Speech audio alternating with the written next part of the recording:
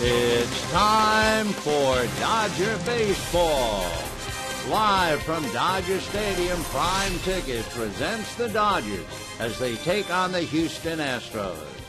Hi, everybody, and a very pleasant Saturday night to you, wherever you may be. It's the Dodgers and the Astros in their fifth meeting of the year. They've each won 2 of the previous 4, and it'll be Bud Norris, the ace of the Astros, with a record of 5-1, going up against Chad Billingsley with a record of 2-3 earlier this year in April. Chad Billingsley suffered a loss to the Astros, so he's trying to recoup tonight. For the Dodgers, they've lost 2 in a row. That's the 4th time this year they've lost 2 in a row. Would you believe they're the only team in the major leagues yet to lose 3 in a row? Keep that in mind. We'll be back with the ball game and a whole lot more right after this.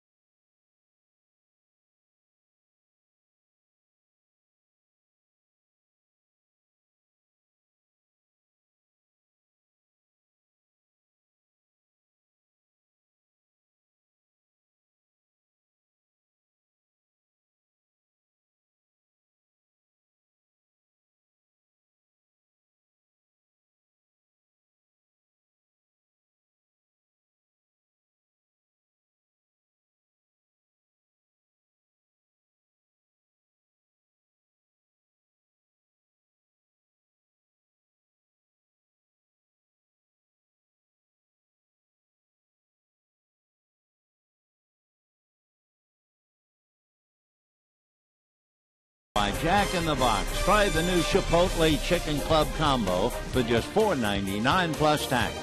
By 76 Gas. We're on the driver's side. By San Manuel Indian Bingo and Casino.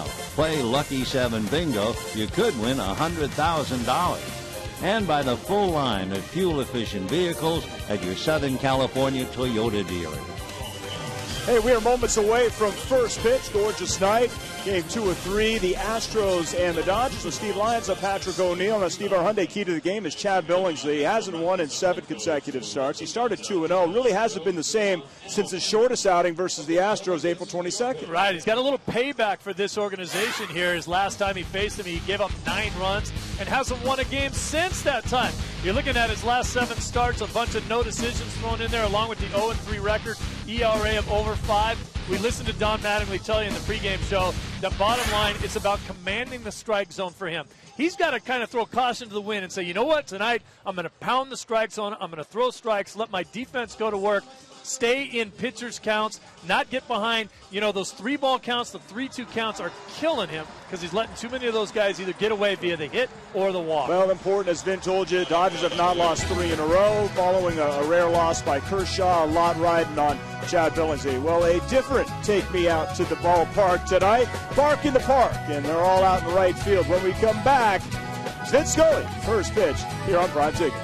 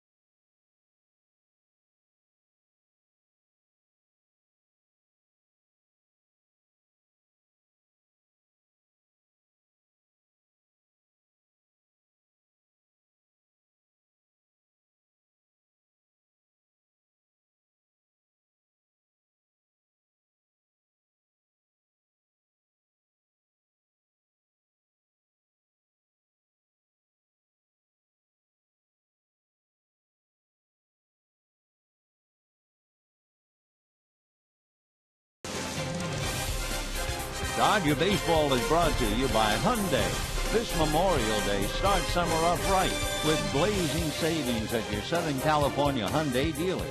By AT&T, the nation's largest 4G network. AT&T, rethink possible. By CarMax, start the search for your next car at CarMax. Start here. And by Dodge. Hi, everybody, and a very pleasant Saturday night to you, wherever you may be. We're at Dodger Stadium. A lovely evening, blue skies, hardly a breath of air, just rippling the flags in center field at sunset time. And talking about sunrise, it's Brad Mills and the Astros. They are rising. They're 1 game under 500. They're just 3 back of the Cincinnati Reds. And by winning last night, they've now won 4 straight. So Mills brings his club here, and here are the names on the lineup. Jordan Schaefer opens up in center field. Jose Altuve is at second base. And in left field, the hero of last night with the big home run, J.D. Martinez. At first base, Carlos Lee. The shortstop is Jed Lowry. The right fielder, Brian Bogusevic. Batting seventh, playing third base, Chris Johnson. The catcher, Bud Norris's favorite catcher, Jason Castro. And the 5-game winner, Bud Norris, on the mound. On the mound for the Dodgers, Chad Billingsley with a record of 2-3. The last time he faced the Astros, he lost in the middle of April.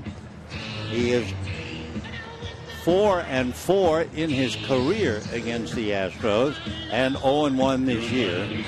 For Billingsley, trying to get that average back up. His last couple of years, he's been 1 game above 500. In 09 and 10, he was exactly 500 in 11. And so far this year, 1 game under.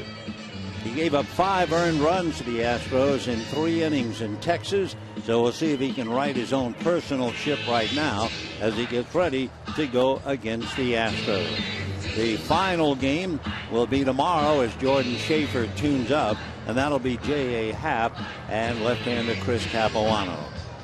So Jordan Schaefer, one of those fortunate fellas, he hit a home run in his very first Major League at-bat. That was 3 years ago against the Phillies.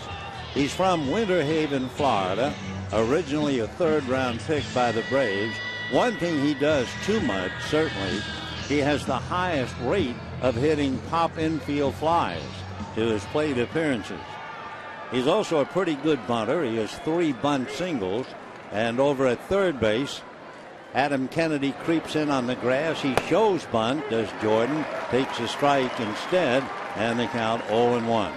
6'1", 200-pounder, 25 years old. He'll be 26 in September. Billingsley into the windup, and the strike one pitch on the way. Full swing foul down the left field line, and the count 0-2. Lovely evening, a little bit on the cool side, 61 degrees. That's actually 2 degrees warmer than the start of last night's game. But boy, what a sky at sunset here in Los Angeles. Strike 2 pitch on the way to Jordan Schaefer is taken in there. Strike 3 called. So 1 away, and the batter now, Jose Altuve. The outfield for the Dodgers, Bobby Abreu, Tony Gwynn, and Andre Ethier. The infield, Adam Kennedy, Dee Gordon, Elian Herrera, and James Loney, and A.J. Ellis handling Chad Billingsley. So Altuve, a little right-hand batter who figures very importantly in the Astro offense, takes a strike. He's around 5'6", maybe 5'5". There are those who would like to get him up against a ruler, but he's hitting .312, 3 home runs, 15 runs batted in from Maracay in Venezuela. He looks at a good breaking ball in for a strike, and the count 0-2. One of those fellows who just stopped growing in his early teens and somewhat would be an ultimate underdog, but he is loaded with talent. The strike 2 pitch on the way. He swings, sprays it foul into the lower deck down the right field line. High energy player with his size as a combination. He becomes an inspirational player.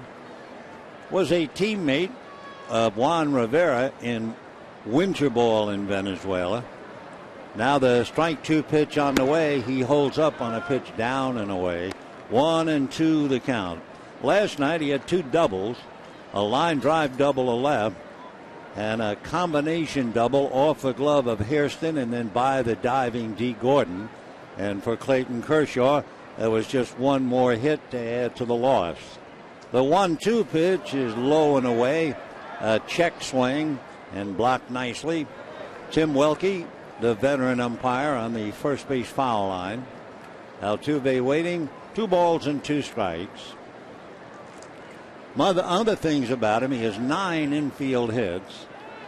He has to be careful when he strikes out. A lot of it is called. Now the 2-2 pitch on the way. Billingsley is low and away, blocked again. 3-2 the count. Another thing about Altuve, as J.D. Martinez waits on deck, Altuve rarely swings and misses. And by the way, his first Major League home run was a leadoff inside the park home run against Madison Bumgarner of the Giants.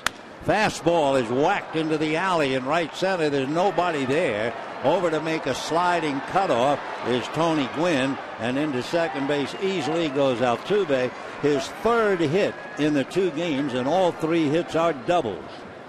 So the 1-out double into the gap in right center will bring up J.D. Martinez. So he's tough, is Altuve. 3 doubles in the 2 games, and he now has 12 doubles, 3 triples, and 3 home runs. So with 1 away, Martinez trying to pick him up. Open stance, then kind of moves and has a look and pays a strike, and the count 0-1. Martinez drilling one into the left field pavilion last night to help undermine the efforts Clayton Kershaw, and now trying to do the same thing here. Here's another fella who began his career and is now hitting .243 as he grows into it. He takes low, 1-1. Julio Daniel Martinez, better known as JD, out of Hollywood, Florida. Pretty good eye as far as walks are concerned. And he's been very, very good in picking up runners from third base to score. 1-1 pitch on the way. Martinez takes in the dirt. Nice block again by A.J. Chad Billingsley, in looking at his numbers coming into the game, among other things, does have 2 wild pitches.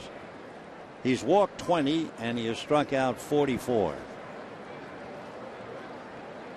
So Altuve out there at second base, 1 out, first inning, no score. Martinez 6-3, so he gives you a good strike zone. Swings, doesn't get it, and the count now 2 balls and 2 strikes. For J.D. Martinez, besides the home run, in looking at his numbers, 22 walks, 34 strikeouts, 4 home runs. Altuve taking his lead, and the 2-2 pitch on the way. Martinez slices it foul off to the right, well out of play. 2-2 the count. Tonight, the special feature, Bark in the Park. And it was quite a sight, because we've had, it would appear, 1,000 or 2 at least walking their dogs on the track around the field before the game.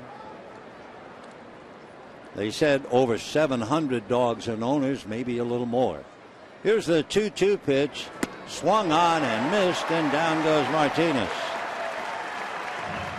That was a dangerous pitch for Billingsley for one reason. He wasn't really looking back at second base, and Herrera had broken to cover. If Martinez had hit a normal routine ground ball, it would have gone out into the outfield. So 2 down. Altuve at second base. Herrera just getting back into position. Now the tough hitter, Carlos Lee. He rarely strikes out, and he's hitting .304. Right-hand batter, and a ground ball into base hit into left field. Here comes Altuve. Here comes the throw to the plate. He's going to score.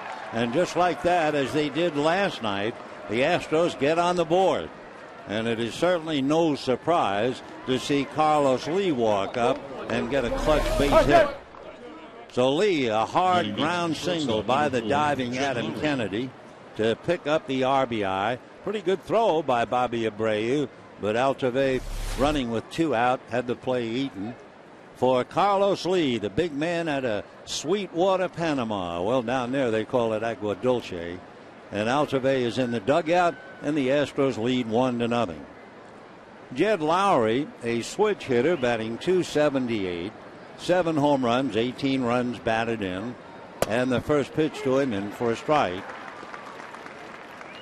0-1. Lowry was a natural right-hand hitter, and his father one day at a batting cage, he was just a kid, said, "Have you ever thought about swinging left-handed?" Lowry said no, swung a few times, and then eventually began to work on it, and here he is in the big leagues, a talented switch hitter. Strike 1 pitch on the way is swung on and missed. So Lowry, a natural right-hand batter, is hitting .265, and left-handed, he has taught himself well, hitting .282. Jed Lowry came over from the Boston Red Sox. He's out of Salem, Oregon. Went to school at Stanford. 0-2 with Carlos Lee at first. 2 out, 1-0 Astros. Just the beginning of the ball game. Billingsley out of his stretch. And the strike 2 pitch very high above the eyes. 93-mile-an-hour fastball. And the count 1-2. For Billingsley, his last game against Houston, he went 6 innings. Gave up 5 runs. Had no decision in that game. Chad hiding the ball back of his right hip. Now Lowry waiting, and the 1-2 pitch coming up. Swung on and missed, and down he goes. So when it's all said and done, Billingsley strikes out the side, but Carlos Lee gets a base hit to drive in a run, and it's 1-0 Houston.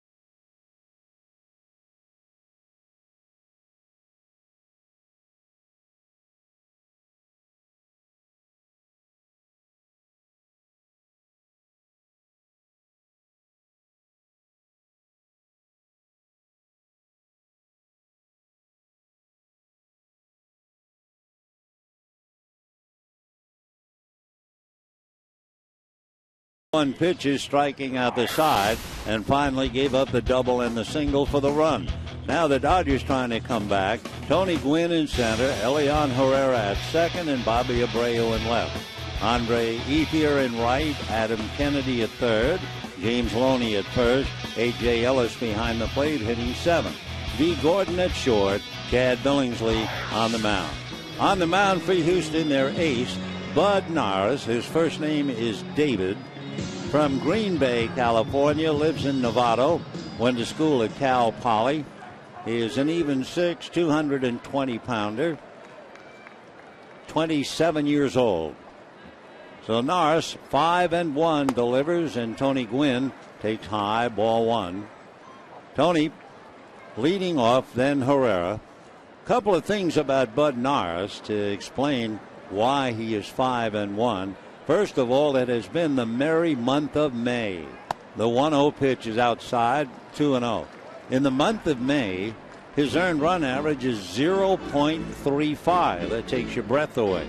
In all of his games pitched, the Astros are 8-1. He personally has won 4 in a row. Now the 2-0 pitch on the way to Gwynn, and that's in for a strike, 2-1. For Tony Gwynn, who has done a very good job leading off, especially the last 10 games, hitting .342. So Gwynn giving the Dodgers a big lift. Norris ready. Bud comes back. Fastball hit to center, but it's playable. Schaefer is right there to glove it. Schaefer might limp a little bit out there in center field. The reason he didn't play center field last night, he had fouled a ball off the big toe on his right foot. It cracked the nail. I'm not sure if they had to take half the nail off or what, but he couldn't even put a shoe on, so no way he could have played last night nor the last couple of days. But Jordan is back in there tonight. So one away, Elian Herrera checking in at the plate, hitting .355. Herrera last night had 2 singles, going 2 for 5, which brings up a rather interesting point. The pitch to Elian outside, ball one. Since the 14th of May, Matt Kemp has not played. The Dodger team batting average is .295, and 7 players are hitting over .300 over that stretch while Matt's sidelined. Herrera walks up and then takes the pitch for a strike, 1-1. Talking about Tony Gwynn and Herrera, Abreu, the rest of them, Matt Kemp and Juan Rivera will spend the weekend at Albuquerque. Kemp will be about ready to play after the weekend. Rivera might take a little longer. 1-1 the count. Norris ready and delivers and works this a little low, so he's behind in the count, 2 balls and 1 strike. When you look at the batting averages against Norris, his first 15 pitches, the opposition is hitting .143. The next 15, .129. And then up to 45, just .216. He's behind again now, and they count 3-1 to Herrera.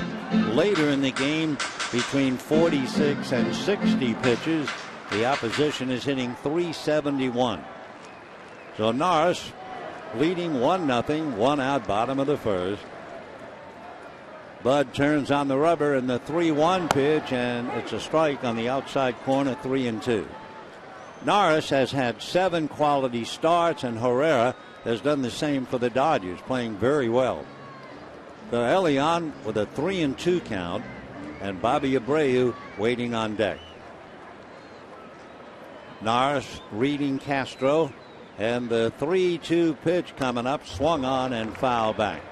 We mentioned that Norris has had 7 quality starts. He also gets a lot of runs. His run support in the innings he pitched, 6.5 runs. He also makes a lot of pitches, averaging 117. So the big right-hander ready, and the 3-2 pitch to Herrera, foul back yet again. You can run on Norris a little bit. 6 stolen bases against him, and twice the opposition has stolen third.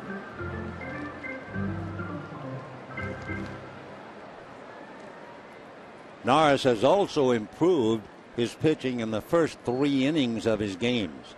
3-2 fastball is strike 3 called on the outside corner, and a somewhat stunned Herrera goes away.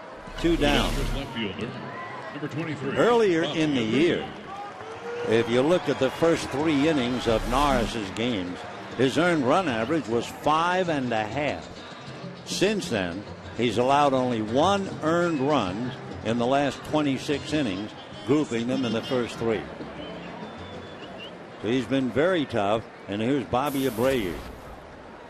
Left-handers hitting only .246 against them, and the veteran Abreu hitting .327 with a half a dozen runs batted in. So we have 2 out in the first inning, 1-0 Astros. Norris turns, ready, Bud deals, breaking ball, and that's low.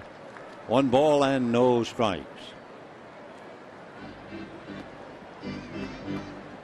Abreu in and out, now squares away again. Last night he walked 3 times and had a base hit to go 1 for 1. The 1-0 pitch showing bunt. Abreu takes outside. That had Chris Johnson on the move. 2-0 the count. Bobby with that half a smile. Heaves a sigh as he looks down at Juan Castro and then grins. When you watch him at home plate, he always has that almost Mona Lisa type smile. The 2-0 pitch in for a strike, and the count 2-1. 2 out, 1-0 Astros first inning. Andre Ethier on deck. Dodgers have lost 2 in a row. They're the only team in the major leagues to have lost 3 in a row. Not yet. 2-1 pitch is very high. So 3-1 the count to Abreu. Now last night, Bobby singled in the first inning. Then he walked his next 3, trying to set the table for Ethier. Well, he has the count his way now, 3-1. Norris looks over the fingertips of his glove. Right-hander's ready and delivers 3-1, and it's foul back. Andre Ethier waiting on deck is hitting .333 against Norris with a home run. Abreu has never faced him before. So Abreu just trying to get aboard. Get Ethier up there with 2 out, first inning, and the Astros lead 1-0. Norris looks down to Castro, and his 3-2 pitch is swung on and hit into left field for a base hit. So Abreu, a 2-out single to left, and that will bring up Andre Ethier. Andre Ethier has had remarkable numbers no matter how you cut it. He's hitting .343 against left-handers, hitting .344 at home, hitting .373 at night. He's hitting over .400 with runners in scoring position, and if he puts the first pitch in play, .556. So let's see what happens on the first pitch to Andre Ethier. Abreu at first with 2 down. 1-0 Astros first inning. Norris checking, right-hander ready.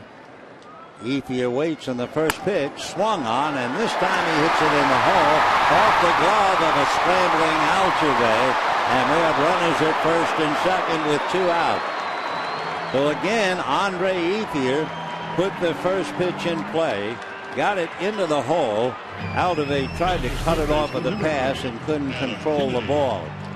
With the first baseman Lee holding the corner on Abreu, he couldn't go up the bag to get it. Altuve actually got his glove on the ball, but it kicked away, and it will go as a base hit. So Ethier singles up the second baseman's glove. Dodgers 2 on, 2 out, and Adam Kennedy called in to hit. Kennedy 1 for 2 and has walked twice in the past against Norris. Just a couple of nights ago in Arizona, Kennedy had a big night going 4 for 4. Out of his stretch is Norris in the first pitch, breaking ball low, ball 1. He's now made 20 pitches. Billingsley made 21 in his first inning. The Dodgers have been very fortunate on Saturday. The Dodger record on Saturday, 7 wins and no losses. 1 ball and no strikes to Kennedy. Norris out of a stretch. Bud delivers, swung on and missed, and the count 1-1. Adam batting .246, half a dozen RBIs, and Norris now deep in thought trying to get him. Norris, 2 different pitchers as he works on Kennedy. Norris, an earned run average at home of 1.6. On the road, 5.3. And the Dodgers trying to make him twist and turn in the first inning tonight. Bud ready, and his 1-1 pitch. Instead, Kennedy backs out and time called.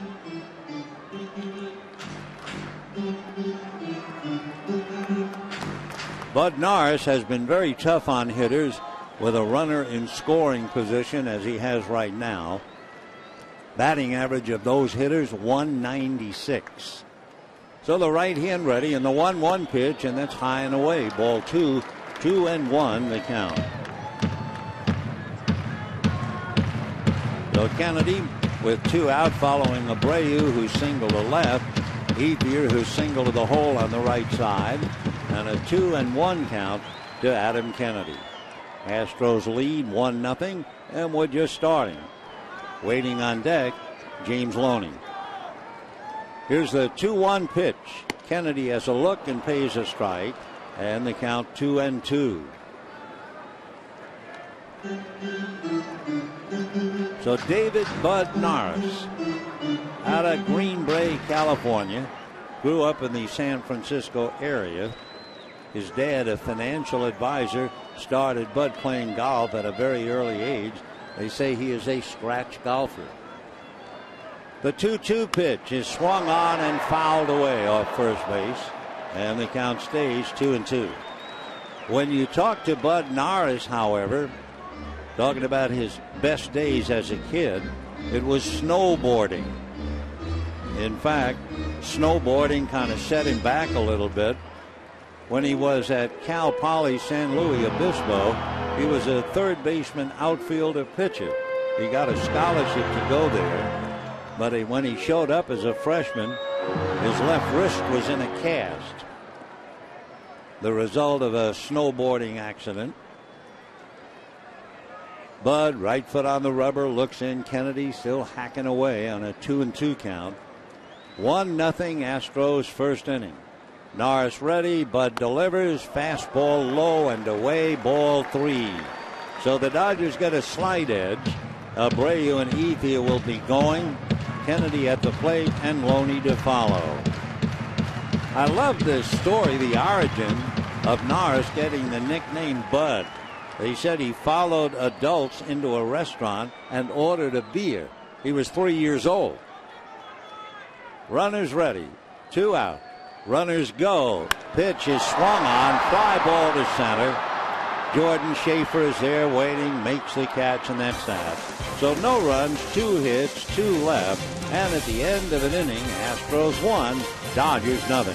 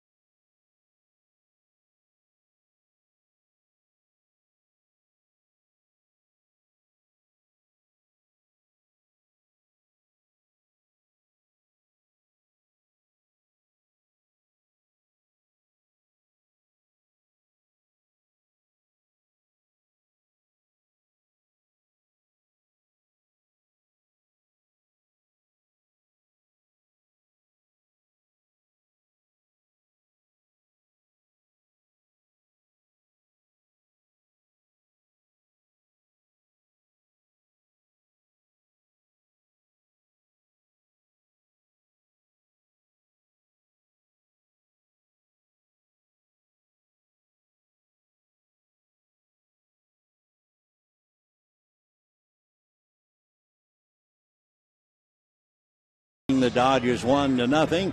A lot of pitches in the first inning. Billingsley made 21. Norris made 26. So they both worked a bit. They ought to be loose by now. Brian Bogusevic will lead it off. Bogusevic, he'll be followed by Johnson and Castro.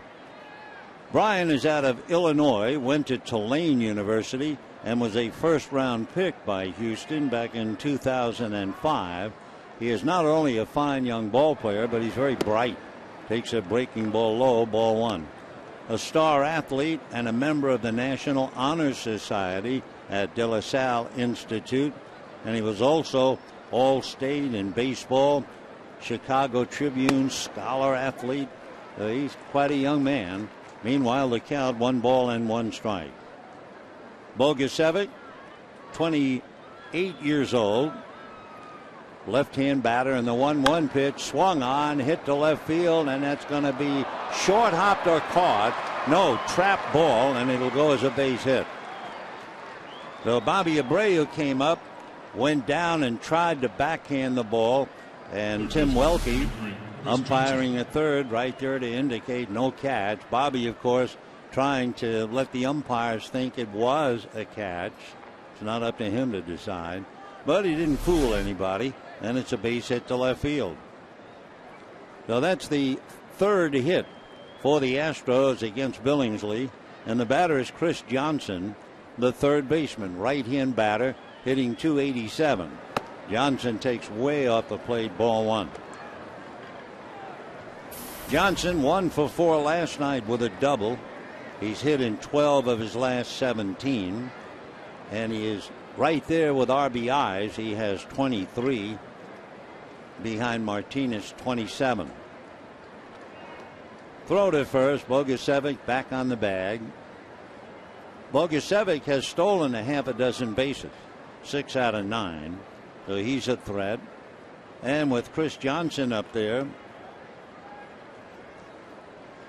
right-hand batter waiting, Bogusevic takes the lead.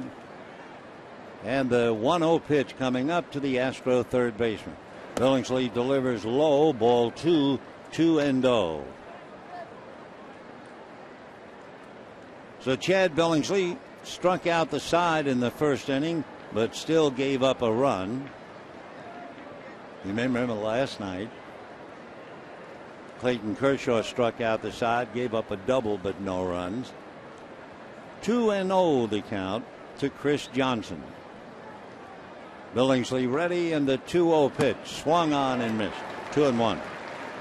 Johnson is a chip off the old block. He's the son of former big leaguer Ron Johnson, who is the Red Sox first base coach. He's big enough to play, 6'3", 220. Went to Stetson University in Florida.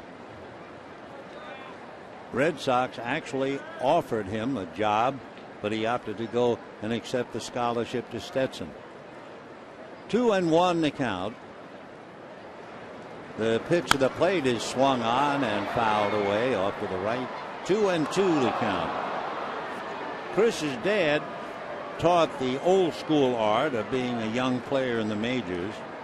And just in case Chris didn't remember, his father gave him some last-minute tips. He simply said, relax, don't do anything stupid, and play the game hard. Bogusevic held on by Loney. Nobody out. Second inning, 1-0 Astros. Pitch is way off the plate. 3-2 to count to Chris Johnson. Billingsley working a little hard. 8 pitches in the inning, 29 pitches so far. And a 3-2 count to Bogusevic. The catcher, Juan Castro, is on deck. Billingsley out of a stretch. Bogusevic is going, and the pitch fouled away. So Bogusevic, having stolen 6, he runs well. For Chris Johnson to be swinging away on that kind of a pitch, he has the highest rate of strikeouts to walks in the National League. In other words, he strikes out more than 8 times compared to a walk. But they had him hack away. We'll see if they do it again. Bogusevic, cautious lead. Billingsley looks into Ellis. Now Chad ready. Bogusevic taking that lead, waiting. There he goes. And the pitch is a ground ball hit behind Herrera, who had broken to cover. The ball winds up in center field, fielded by Gwynn. So a pretty good job of hit and run. Herrera with a right-hand batter, so he's the one to break when the run is going. And the ball just went by him as he tried to go back and get it. So the Dodgers now, runners at first and third against them. And the Astros trying to add more to a 1-0 lead. Nice bit of hitting by Johnson. Bogusevic over at third. The number 8 hitter is the catcher Juan Castro. Castro and Chris Snyder are the catchers. Castro hitting .220. Snyder hitting .172, so there's not a lot to choose. Castro, a left-hand batter. 1 home run, 11 runs batted in, hitting .220, and fouls it away, 0-1. Juan Castro is from Castro Valley, believe it or not. He was a first-round pick out of Stanford 4 years ago. Castro is the son of a California firefighter. Not only a star baseball player at Castro Valley High, he was also a very good basketball player. The Red Sox chose him, but he opted to go to Stanford instead. Strike one pitch on the way, in the dirt, blocked by Ellis. 1 ball and 1 strike.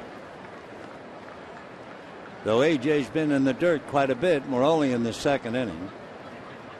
33 pitches made by Billingsley, 21 in the 1st inning, 12 so far here.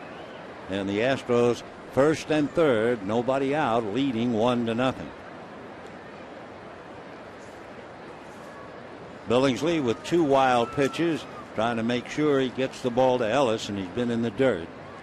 The 1-1 pitch on the way, swung on and fouled back, and the count 1-2. Juan Castro is big for a catcher. He is 6'3", 205-pounder.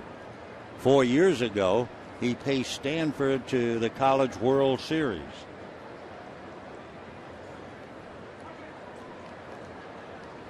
They were asking Castro about words of advice, and he said, "I was told thoughts turn into action, actions repeated become habits, and good habits build good character."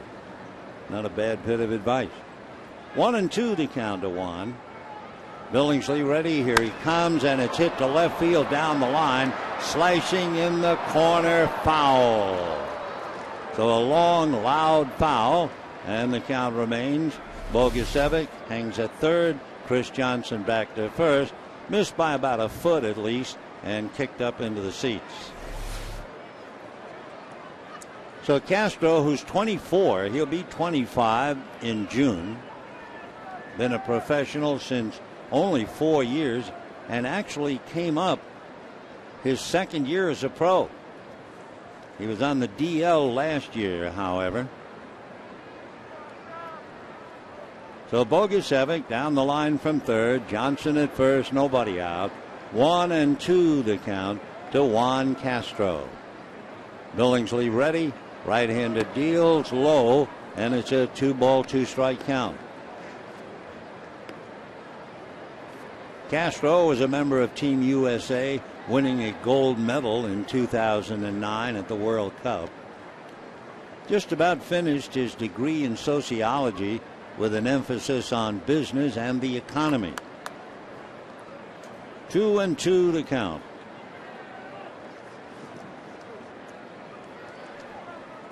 Billingsley again trying to fight his way out of a jam, and the 2-2 pitch, and that's in the dirt. Ball 3. So Billingsley laboring. 3-2. Waiting on deck is Bud Norris. Castro missed 2011, a torn meniscus, anterior cruciate ligament tear in the right knee that knocked him out of action. Now he's back up 3-2. Johnson has not been going, but he's going to draw a throw anyway. So Castro waiting, 3 balls and 2 strikes. He hurt his knee in spring training last year. almost converged and ran into Miguel Cabrera, the Tiger first baseman, hit the bag awkwardly, and the knee went out.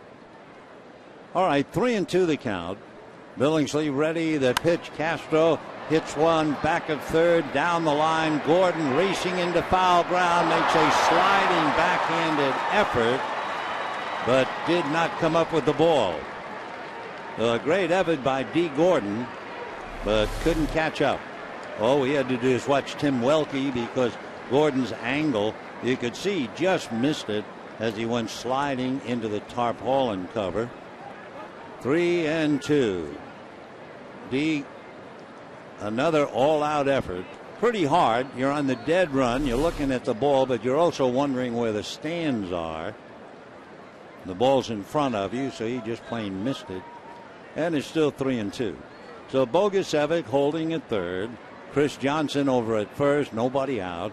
Astros lead 1-0. 3-2 to Juan Castro.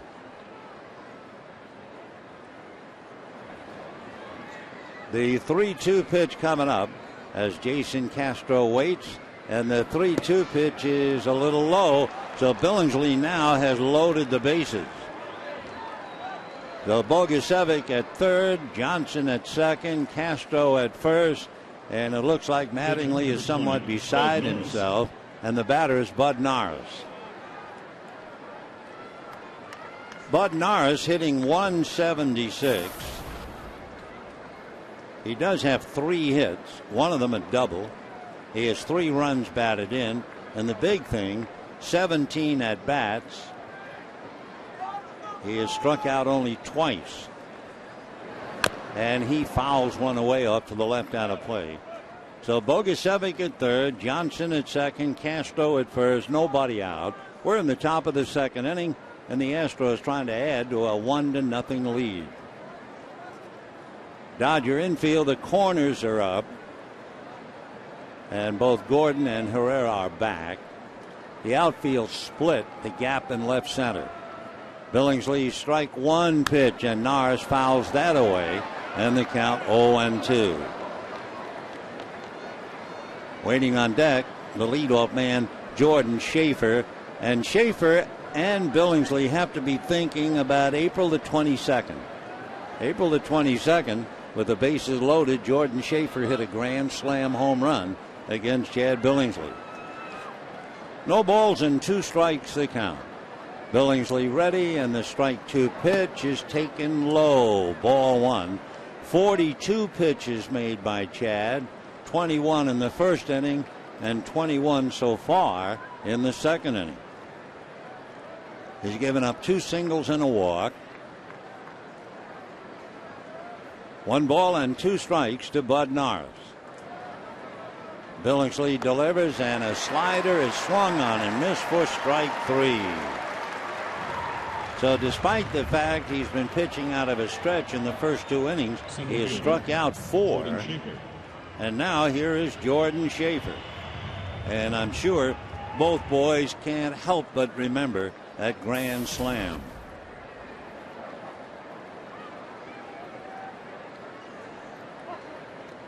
Schaefer struggling in May, has struck out a bit. The Dodgers play the double play infield setup. Bases loaded, 1 out. The Astros are not a big offensive club, but they're in a good spot right now. And the first pitch is outside, ball 1. Schaefer, 6'1", 200-pounder. He'll be 26 in September. Brad Mills has seen his ball club make themselves their own opponents. They won last night, but it was uphill all the way because of their own mistakes. The 1-0 pitch on the way. Swung on and fouled away. And the count, 1 ball and 1 strike. The home run, the grand slam that Schaefer had against Billingsley, was his first grand slam. He came up to the Braves all the way back in 2009. So Billingsley has Bogusevic at third, Johnson at second, Castro at first, 1 out, and a 1 ball, 1 strike count to Jordan Schaefer. Billingsley ready, and here he comes, way outside. Ball 2, 2-1 to count. Jordan Schaefer was a very good player at a very young age. He was considered the nation's top 13-year-old. He had played first base for his high school team, even though he was only in the 7th grade. The 2-1 pitch is taken outside, ball 3. So Billingsley has gone about as far as he can go. Tough moments for Don Mattingly. 3-1 to count. Schaefer spent $90,000 of his signing bonus on a pitching machine and an elaborate batting cage. That's really paid off. 3-1 pitch is checked, and it is ball 4. So Schaefer walks, gets a run batted in, and everybody moves up 90 feet. Bogusevic brings the run in. Johnson goes to third. To second is Jason Castro. And with the bases loaded, Rick Honeycutt trying to ride to the rescue. You know, the modern day ball player, and talking about Schaefer, what he did, he not only bought that pitching machine and the batting cage, he keeps it in a rented warehouse, but the machine combines a pitching device behind an 8 by 10 foot screen. There's a DVD quality image of an actual big league pitcher is projected, and using a touchpad, can you imagine, the hitter selects the pitcher he wants to face, the type of pitch, the speed will go up to 100 miles an hour, the sequence of pitches, and the location. And it's delivered at what is supposed to be a realistic replication of velocity. Finally, the hitter stands in, sees the pitcher wind up, etc., and there you go. That's the modern design ball player. Well, here's little Altuve with the bases loaded, 1 out, 2-0 Astros, and he swings and doesn't get the first pitch. No slams for Jose. A tough inning, 2 singles and 2 walks for a run. Astros lead 2-0 and a chance to really get the jump. Jose hitting .355 on the road to get that average at .316. He doubled to right center in the first inning. He swings, fouls it away upstairs, and the count 0-2. In looking at Jose's numbers, he has struck out 24 times and walked 13. So he knows he's not going to hit the ball over the pavilion roof. He does have 3 home runs. So Billingsley going right after him. 0-2. He hadn't had that count on many hitters at all. Strike 2 pitch, swung on and missed, and down goes Altuve. Interesting, too. In the first inning, Altuve was down no balls and 2 strikes. He fought the count all the way to 3-2 and then doubled, but not this time. So Billingsley now has 5 strikeouts in 2 innings, and yet he's hanging on. Here now is the number 3 hitter, J.D. Martinez, who struck out in the first inning. Billingsley ready and delivers, and it's swung on, hit into right. Ethier coming up, dives and came up with it. We were watching Mike Everett, the first base umpire, who had a run down the right field line to indicate catch. It was that close, and Ethier just did keep it from the grass. And at the end of an inning and a half, 2-0 Astros.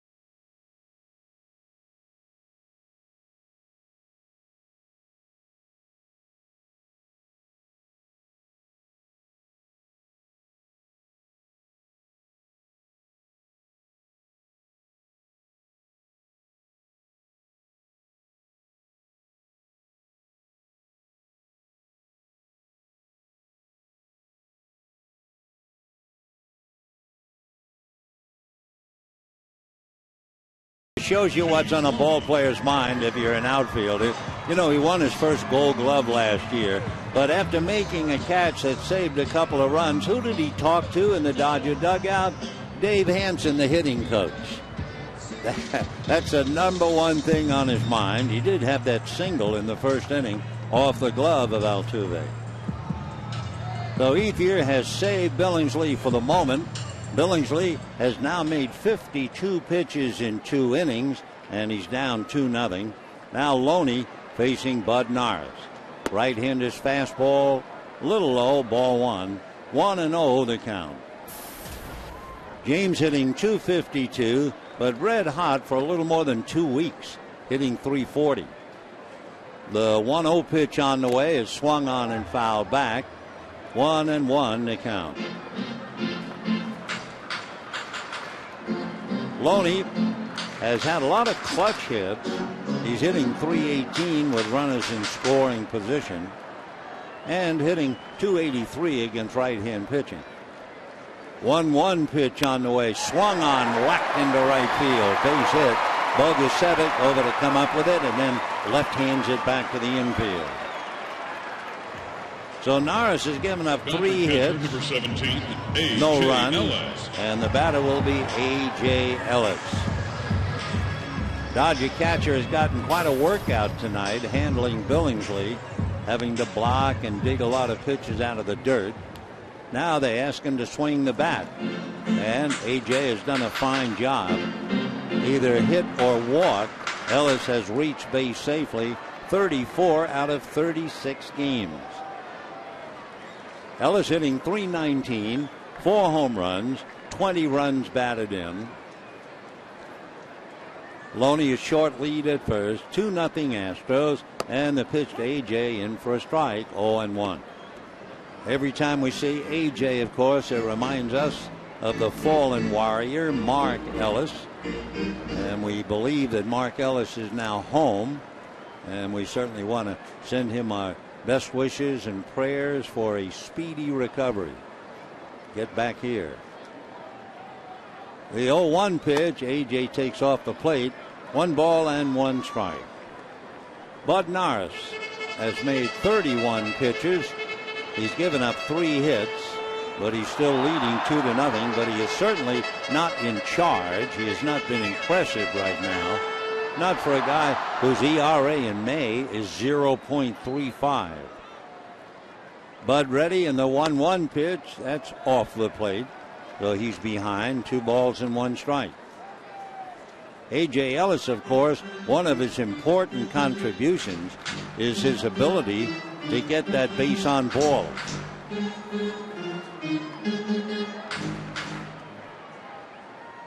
Ellis waiting with 25 walks. Loney at first, and the 2-1 pitch on the way, and Norris works it away, ball 3. So neither pitcher is really throwing strikes. Although you could say, well, Billingsley has struck out 5, but he's really done it the hard way. 3-1 the count as Chad waits in the dugout. He is due to bat 4th in the inning. 3-1 pitch to A.J. Ellis. Norris ready, fires, and it's in there. The fastball at 92, and the count 3-2. 2 runs, 4 hits for the Astros. D. Gordon waits on deck. No runs, 3 hits for the Dodgers. Norris with a personal 4-game winning streak. That would match his team's 4-game streak.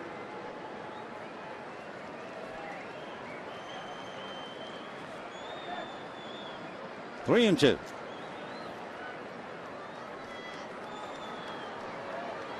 Norris hiding the ball behind the right hip. Loney a short lead. The 3-2 pitch to Ellis is in there. Strike 3 call. It was a 94-mile-an-hour fastball on the outside part of the plate. As he walked away, A.J. turns the bat around and hits himself on top of the helmet with the handle. He joins many hitters to do the same thing. But he's smart. He used the handle to hit the helmet, not the meat part of the bat. Second strikeout for Bud Norris. And the batter's D. Gordon. So Gordon immediately pulls Johnson in on the grass just by his very presence at the plate. Gordon last night 1 for 4 and 3 ground balls. The pitch to D is swung on, fly ball to shallow left field. Martinez is there to make the catch, and back to first goes Loney. So 2 out, and Chad Billingsley trying to help his own cause coming up. So Gordon doesn't hang around. First ball, fly ball. Chad Billingsley, in looking at his offensive numbers, has had 16 at-bats. He has 1 hit, and he has struck out a little bit more than half the time. First pitch to Chad, a little low, ball 1. That's the thing that Bud Norris has been doing right now. He is not coming in with that first pitch strike, but he's leading 2-0, and he has 2 out in the second inning. Right-hander looks at Loney, comes back to Billingsley, and that's in there. 1 ball and 1 strike.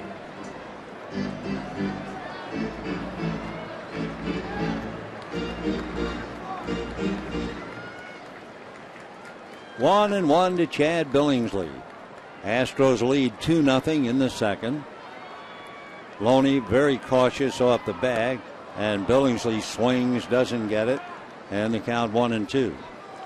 Kind of interesting to realize the Dodgers come into this game with a 2-game losing streak, and they are the only team in the major leagues who have not lost 3 in a row. But they are faced with that challenge as Kershaw talks to Capuano, and the pitch fouled away by Billingsley. Still 1-2. Chris Capuano will be on the mound tomorrow against J.A. Happ. The man from Duke University who graduated Phi Beta Kappa and will bring a 6-1 record to the mound. 1-2 the count to Chad Billingsley. Out of his stretch goes Norris, comes back, and Billingsley takes off the plate. 2-2.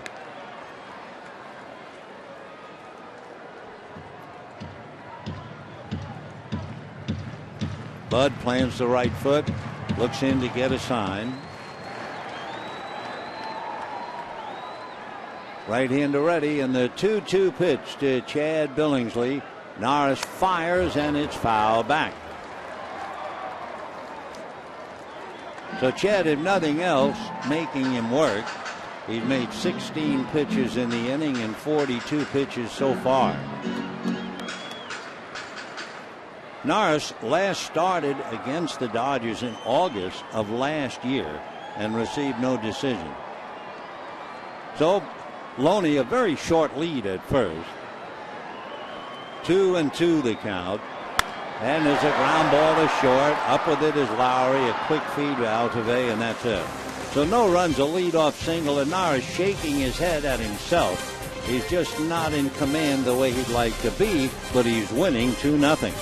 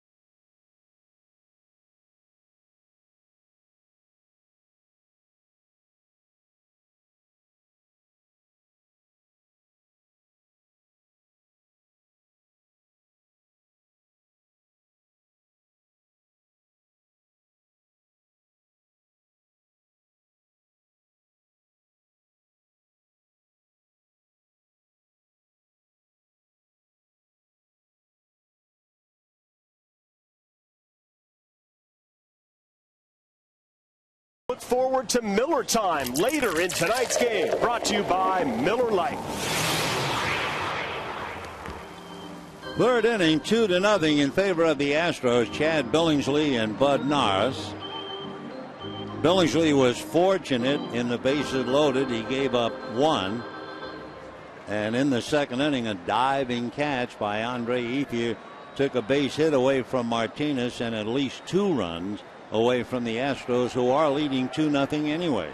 And Carlos Lee, who singled to drive in a run in the first inning, will check in with over 1,300 career RBIs. Big right-hand batter and takes high, ball 1. He's 6'2" and 240, and he is truly amazing.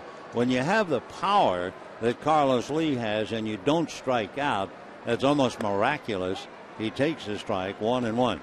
Give you an idea, he strikes out about 5% of the time. That's all. Lee came into this series and he had struck out only 9 times. He takes ball 2, 2-1.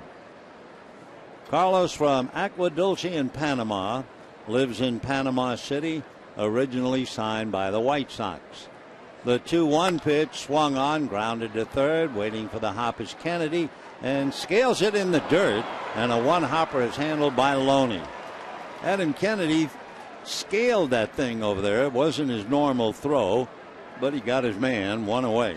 You know, the most affordable ticket package at Dodger Stadium is available for select Wednesday and Sunday Dodger home games. With the Coca-Cola Value Pack, you get 4 tickets, 4 Dodger dogs, and 4 Cokes, starting at $18 per ticket. Visit Dodgers.com/specials. So 1 away, and here's Jed Lowry.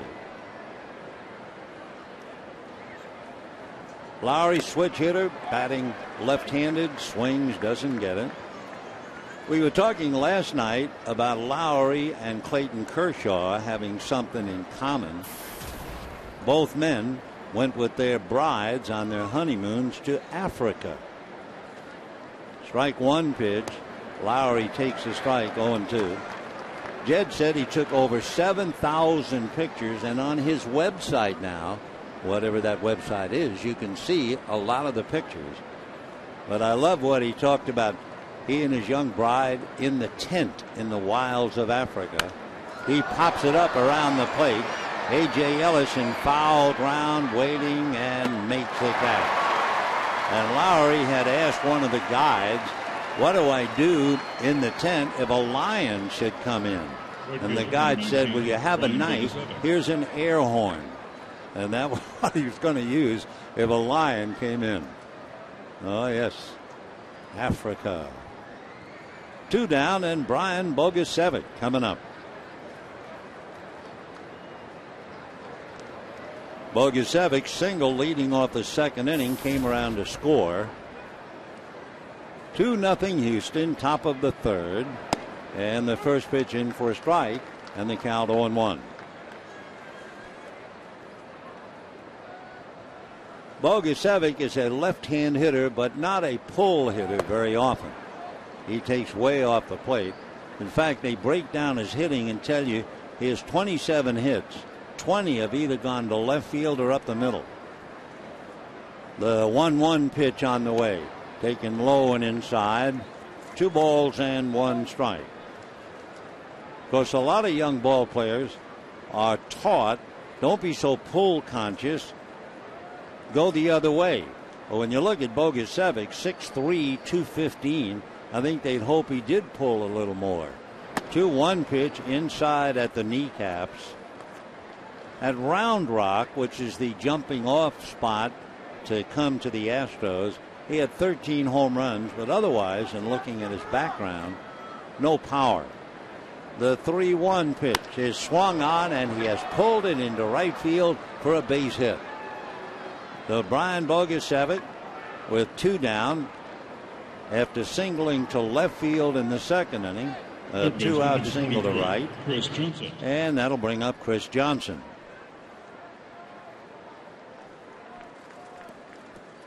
Two runs, 5 hits for the Astros. With the 5 hits, they also have 2 walks. what has saved Billingsley, besides Ethier's catch, the fact that he has struck out 5. They throw to first. Bogusevic, who has stolen 6 out of 9, might very well try to get the jump. Johnson singled in the second inning.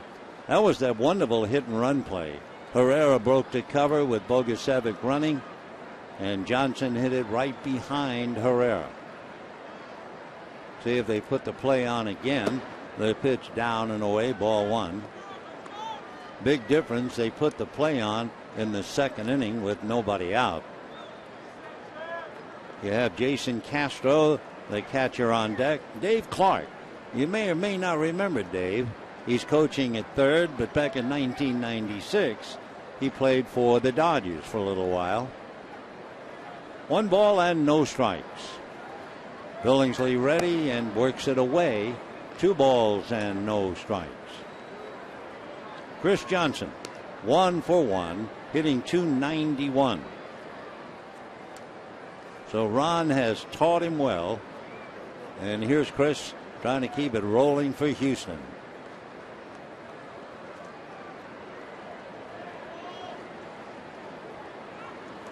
Billingsley checking signs, now ready.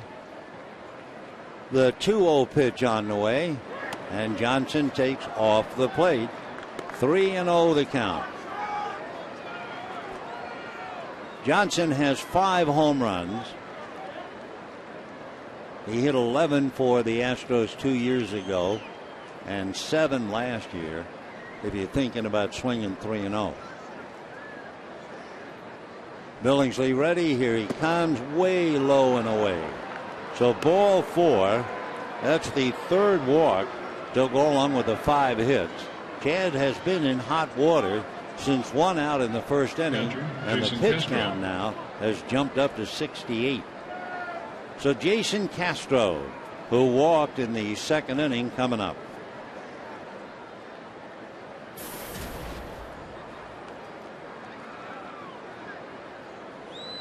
Castro, the MVP for Stanford when they went into the College World Series, batting .220. Jason tries to time an off-speed pitch at 77, didn't get it. 0-1 the count.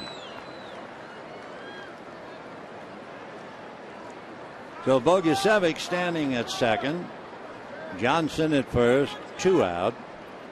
The Astros have already left 4 men in the first 2 innings. So Billingsley is certainly doing a high wire act. 0-1. The next one is low, 1-1.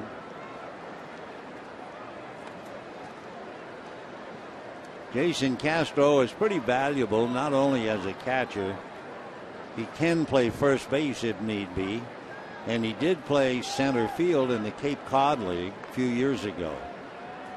Because after wrecking his knee, he might have lost any speed that he did have. So catching would be ideal. The 1-1 pitch, way inside, kicks off, but a good block by A.J. Ellis, saving what might have been 2 or 3 wild pitches already. Boy, a ball with a lot of late life and break on it, and Ellis able to keep the runners at bay.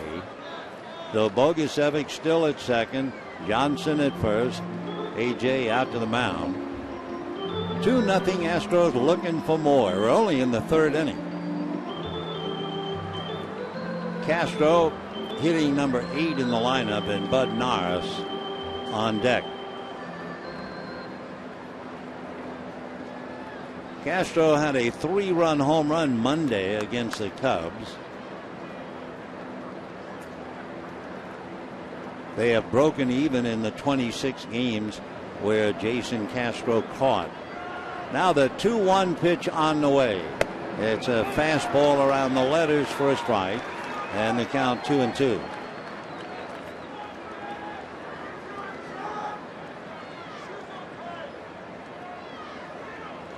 So Billingsley with the deuces wild, 2 balls, 2 strikes, 2 out, 2 on, 2-0 Houston. Chad ready. Here he comes. In there. Strike 3 call. So for Billingsley, he comes up with 6 strikeouts, but it's been a labor with 3 walks, and he walks off trailing 2-0.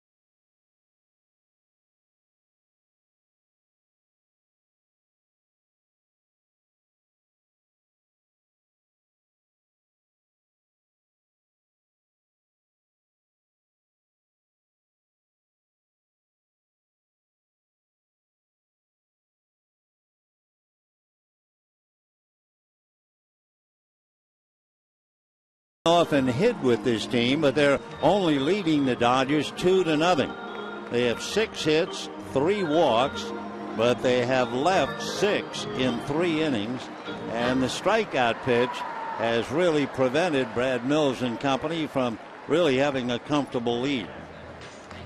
Now for Bud Norris, it has not been comfortable, even though he's leading 2-0. Dodgers have 3 hits. They've had 2 men aboard. And earlier, you may remember, we were giving you batting averages in the first 15 pitches, the 16 to 30 pitches. Well, Norris has now made 43 pitches. Drag bunt by Gwynn. Norris picks it up and tags him. Oh, what a nice play by the Astro pitcher. Tony Gwynn looked like he had the infielders beaten, and Norris scooped it up and tagged him on the back. Wonderful play by Bud Norris, the only play he really had. So Gwynn is out. Great effort and an even greater play by Norris. 1 away. The batter now will be Elian Herrera. To get back to the pitch count now, Norris has made 44 pitches.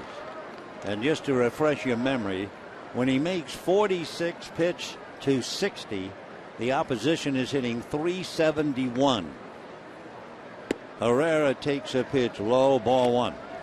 So you would think if the Dodgers are going to start to make any kind of a move against him, this is the cycle between 46 and 60 pitches. 1 ball and no strikes to Herrera. He shows bunt, takes away. 2-0 the count.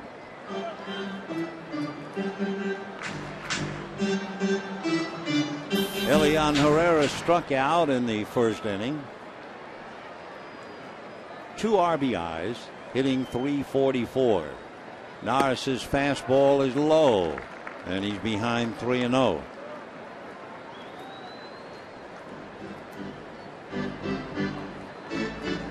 Norris is now in that zone.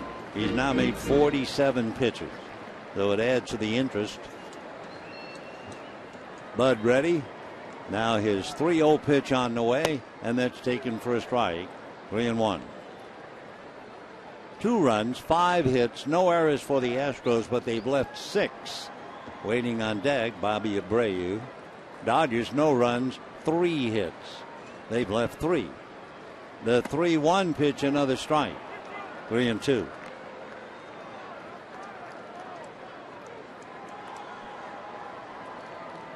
Dodgers trying to snap a 2-game losing streak. The Astros trying to add to a 4-game winning streak. Brad Mills has his club 1 game under 500. 3-2 pitch is taken low, ball 4. Remember we were talking about Norris walking off the field in the second inning shaking his head? It was because it took him 7 pitches to finally get Billingsley to hit into a force play. So he's making a lot of wasted pitches. And now Bobby Abreu coming up trying to burn him. Bobby hitting .340, single to left field in the first inning. Abreu, a remarkable player. 1 of 4 to have at least 250 home runs, 500 doubles, 350 steals.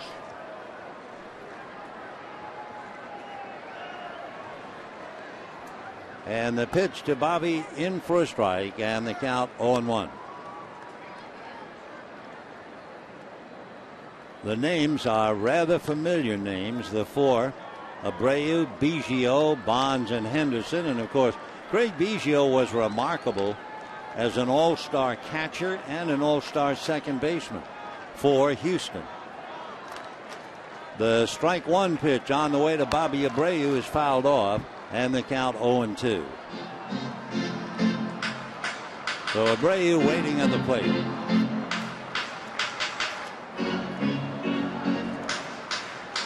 There are many, many notes that Bobby Abreu can talk about in his career. He's one of only 5 to have 5 different seasons with over 100 RBIs and 30 stolen bases. Barry Bonds, Hugh Duffy, and then how about these two, Honus Wagner and Ty Cobb. Strike 2 pitch to Bobby. There goes Herrera, and it is beaten fair. Tag at the plate, and there's no play on Herrera. So Herrera is into second base. Abreu thought the ball was foul. Laz Diaz indicated fair, and the tag was made by Jason Castro. So Abreu is out on the rare ground ball to the catcher. Andre Ethier will be coming up in a moment. With a runner at second, Dodgers down 2-0, 2 out. Ethier single to the hole on the right side. It looked like Altuve might make the play, but it kicked off his glove. So here is Andre hitting .403 with runners on, hitting in the 250s with the bases empty, though obviously his concentration really improves. Trying to pick up Herrera. Norris delivers, line drive, foul down the right field line, and the count 0-1. I know what you're thinking. Norris has allowed 6 home runs. Andre Ethier has hit 9.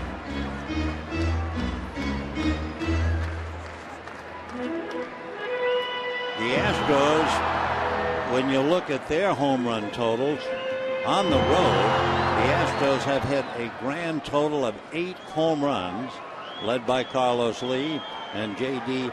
Martinez. So 2 out, 0-1 the count to Andre Ethier. Norris, very deliberate, right-hander to the plate, swung on and missed. Right in on the hands, 0-2. Remember Ethier after he made that diving catch with the bases loaded in the second inning, and the first person he talked to was Dave Hansen, the hitting coach. Well, he has put up such great numbers, hitting .323, and Dave Hansen watching him carefully. 9 home runs, 40 runs batted in for Andre Ethier. Strike 2 pitch on the way. Norris delivers away. 1-2. The slight gap, they play Jordan Schaefer just a little bit, not much, but a little bit towards right center. So if there is a gap, it's in left center field.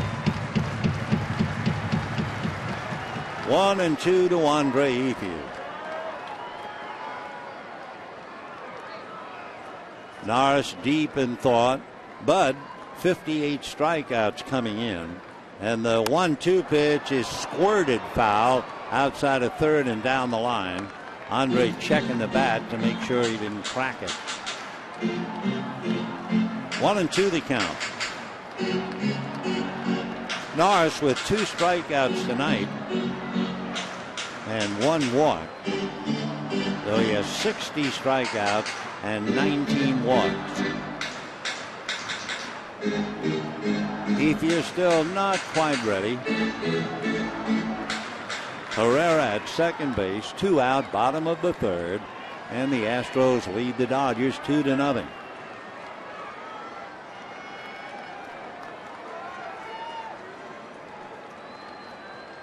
Norris from a stretch has not retired the side in order, and the pitch grounded foul off the protective railing in front of the Astro dugout. Tomorrow afternoon, the final game of the 3 with the Astros, J.A. Happ and Chris Capuano. And then Milwaukee will be in starting at 5:10 Monday. Capuano talking to Ted Lilly. Pitchers talk to pitchers, hitters talk to hitters. Now the 1-2 pitch on the way, swung on and fouled back.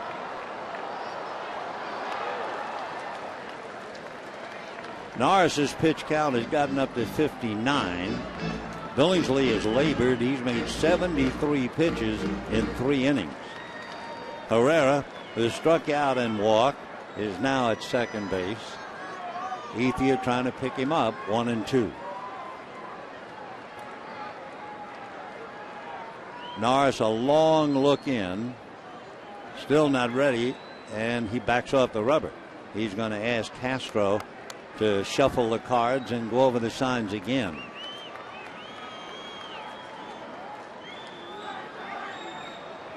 All right, Norris looks in. 1-2 to Andre Ethier. 2 out, Herrera at second, and the pitch to Andre is hit into that gap in left center field. It's going to go to the wall. So the run scores easily. Andre has a double, and the Astro lead is 2-1.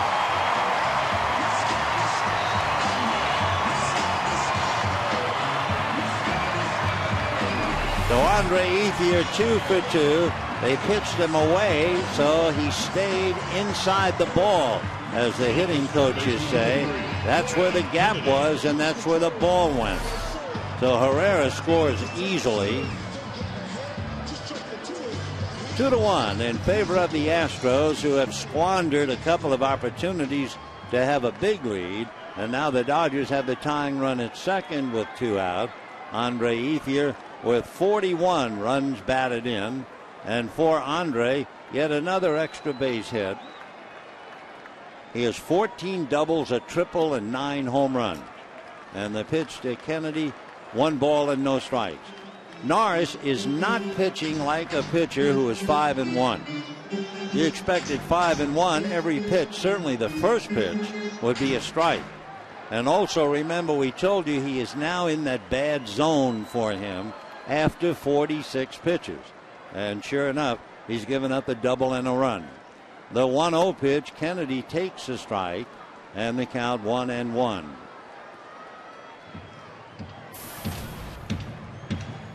Adam Kennedy, a veteran infielder who can play just about anywhere on the infield, whose professional career started in 1997. And he came up to the Cardinals in 1999. 1-1 pitch on the way, fouled away into the Astro dugout. 1-2. Adam Kennedy, 36 years old, born and raised and lives in Riverside, went to Cal State Northridge. And he's one of those fellows who grew up with a batting cage in his backyard. 1-2.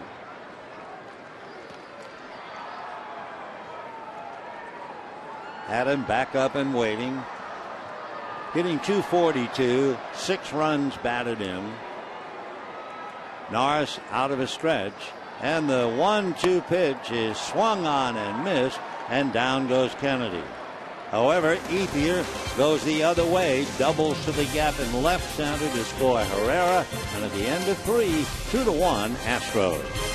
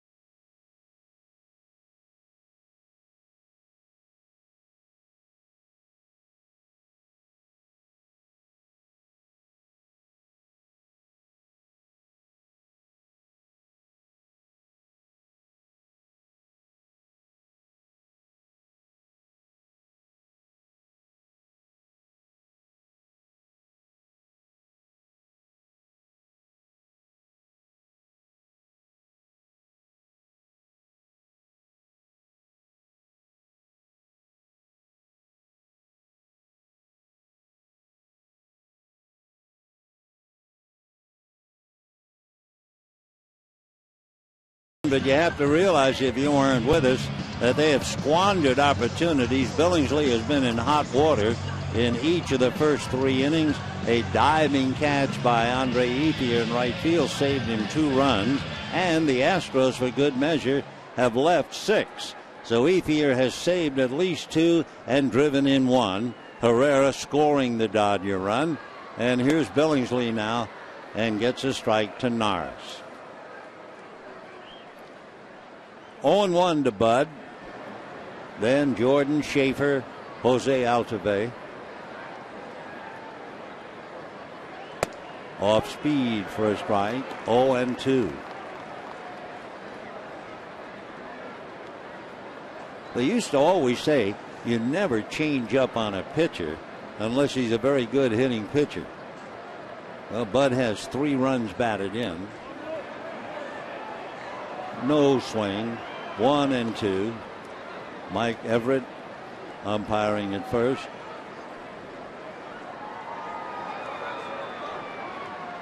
Laz Diaz is the plate umpire.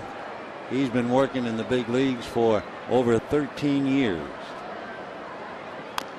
Fouled away.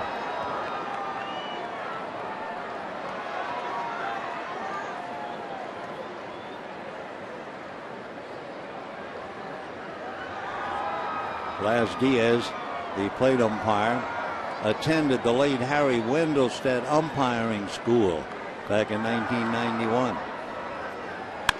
And fly ball to center. Gwynn started to go back. So that changeup, and then watching Norris swings the bat tells you maybe he isn't a bad hitting pitcher. 1 away. You know, you can enjoy the long-standing tradition of hot dogs at Dodger Stadium. Monday at 5:10. All Dodger dogs are just $1. Compliments of our friends at Farmer John. So for tickets, visit Dodgers.com/promotions.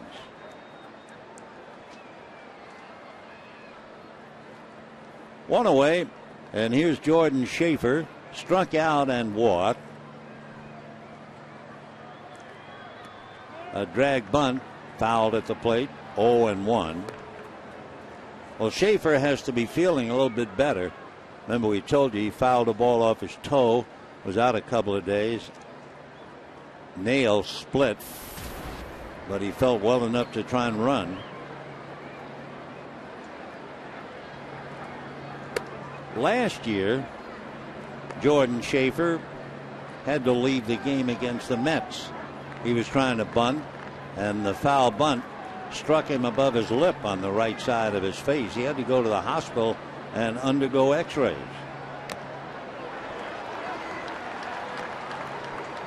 It had to really hurt him.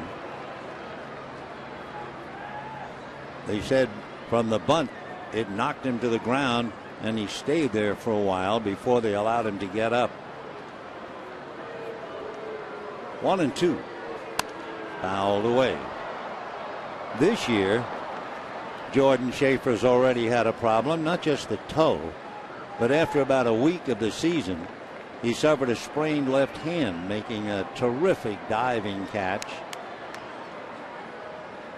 So last year the lip, this year the toe and the hand.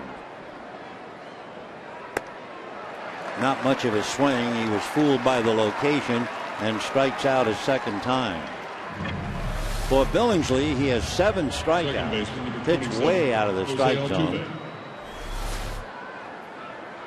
Altuve doubled and struck out. Jose 1 for 2. His double, that at bat, was interesting. Billingsley had him 0-2, and he kept fighting and fouling and ran the count to 3-2, and then doubled to right center field. Next time up, he had 0-2, struck out, and there's a straight balloon change, 67 miles an hour in there for a strike. 0-1. Chase that. Altuve with an 0-2 count.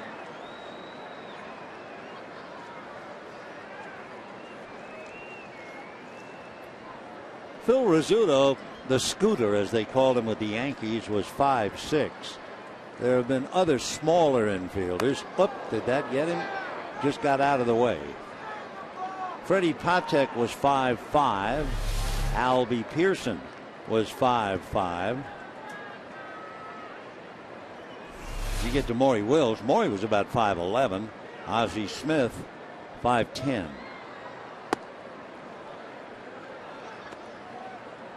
Phil Rizzuto at 5'6" weighed about 150. Altuve weighs 165. And he's only 22. He's just starting. And a hopper to short. Another slightly built shortstop throws him out. So 1-2-3 for the first time tonight for Billingsley.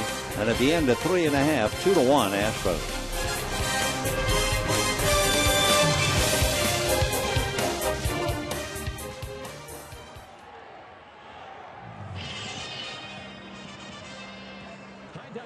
I'm CBS 2 KCAL 9 meteorologist Rich Fields with your forecast for the next 24 hours. Looking for a little light, low clouds and fog to return again along the coast tomorrow.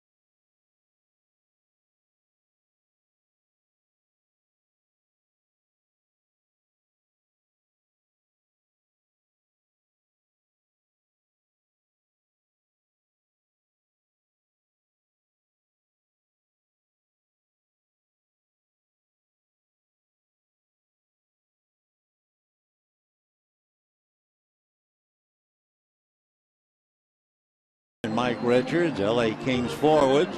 You know, the Kings are in the Stanley Cup final for the second time ever. In Game 1 Wednesday against the New Jersey Devils in the Garden State. So they got a rousing reception from the crowd, and they'll be packing up and heading east very, very shortly. 2-1 in favor of the Astros. Bottom of the 4th inning. James Loney, A.J. Ellis, D. Gordon. Neither pitcher has been dominant, to say the least. Dodgers have left 4 in 3 innings. The Astros had left 6 in 3 innings. And Loney ball 1, which is what Norris is doing. A lot of times he'll miss ball 1 and then come back with a strike, but he's not in charge at all yet. That's a high twisting foul. Chris Johnson will not have a play. I don't know if you were with us last night at all. We were watching Lucas Harrell, and he was so great with all the ground ball outs. But we also mentioned that Lucas Harrell, who's taking in the game now, there were only 4 swings and misses. And that's a dangerous sign for a pitcher. Well, Norris is having a similar problem. He hadn't seen very many swings and misses. 1-2.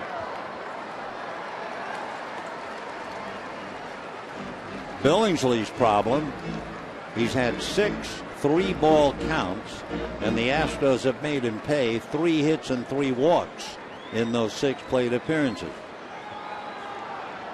1-2. Loney singled in the 2nd inning, whacks it into right field to start off the bottom of the 4th. So I know Norris came in with a record of 5-1 and 4 straight, an ERA of 0.35 in May. But even though he's leading, he is struggling. Let's take a look at the upcoming Dodger schedule. They still finish up tomorrow with Houston. Then Milwaukee will be in for a 4-game series. And then following Thursday's game, the Dodgers go to Colorado, Philadelphia, and Seattle before coming home. And we're in June by that time, playing the Angels and the White Sox. Here's A.J. Ellis. Ball 1. That's been the pattern. Missing on the first pitch.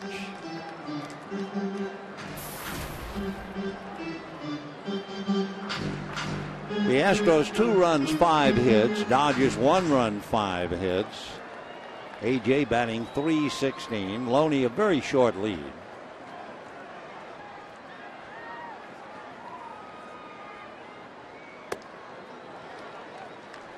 Two and 0. Loney, by the way, does not have a stolen base. He's been caught twice. But of course, the way Ellis hits, they have to wonder about a possible hit and run if D. Gordon on deck batting 8th.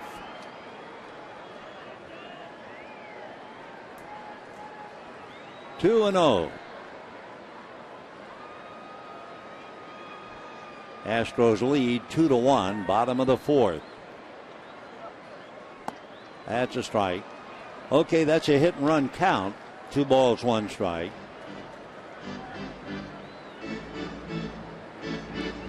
The Astros pulled off hit and run in the 2nd inning, and that set up a run scored.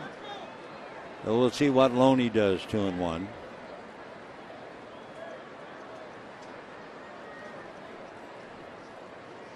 James a very short lead. He is not going.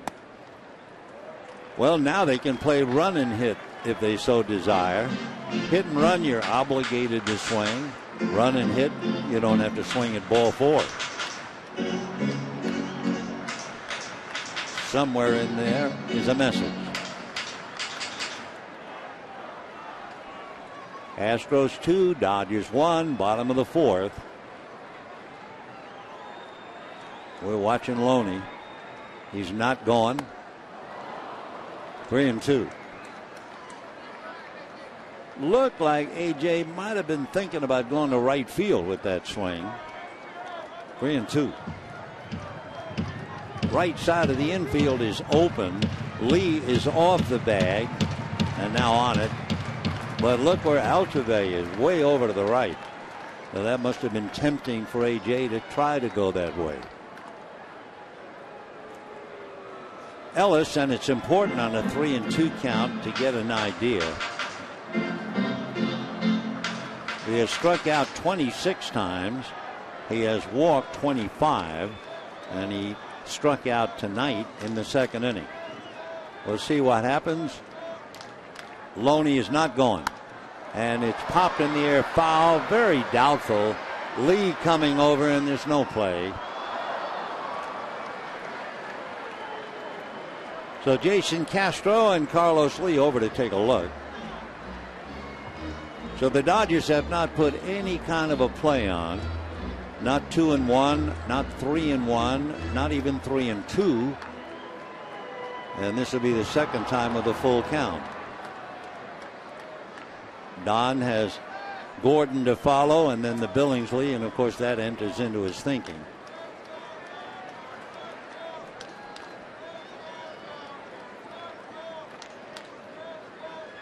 Loney not going. Another foul ball.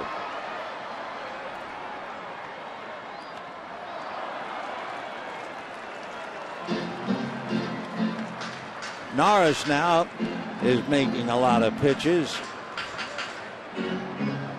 In the first 4 innings, Billingsley made 88 pitches. So he's not going to be around too much longer at that pace.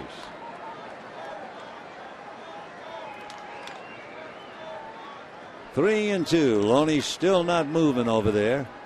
And that's fouled away again. So Ellis having a big at bat. It's been an 8-pitch at bat already. Bud Norris struck out Herrera in the first inning, and he got Ellis in the second, and his third strikeout was Adam Kennedy. He's made 76 pitches right now. Loney holds, and a high fly ball into deep left center field. On the dead run is Martinez, and makes a great catch. And on the way back to first is Loney. What a play by J.D. Whoa. And he hurt himself.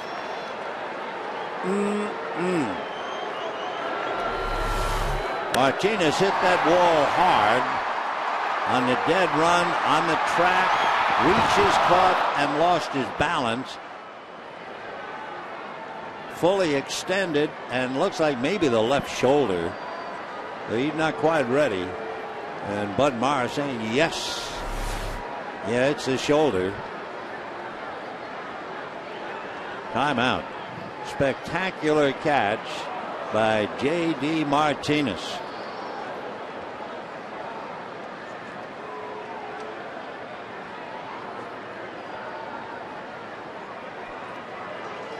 Meanwhile, A.J. Ellis robbed on that wonderful catch. Nate Lucero, the trainer, along with Brad Mills out there. Meanwhile, A.J. goes back to strap on the gear. Not much he can do about it. Wonderful catch. The ball just did stay in his glove. Funny, it looked like the first impact was the left shoulder, and yet he turned and slammed the right shoulder, and it was the right shoulder that they were rubbing. Yeah, and the elbow.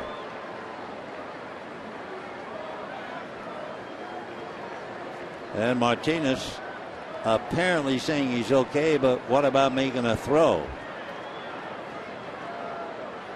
So both shoulders hit. The initial impact with the left shoulder, but then it was the right one that hurt. JD is 6'3", 195-pounder.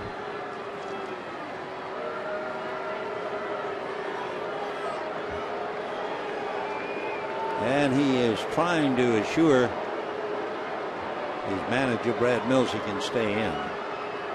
The big thing, of course, can he throw?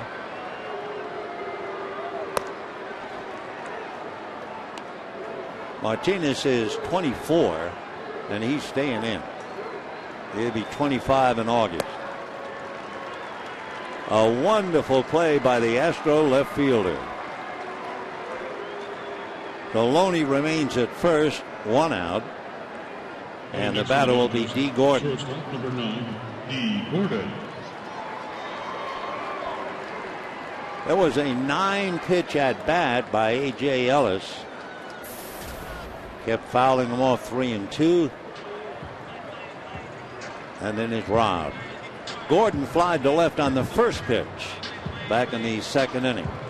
So there have been two very important defensive plays. Ethier's diving catch with the bases loaded. And now that brilliant play by J.D. Martinez, who apparently is okay. Gordon is hitting .209.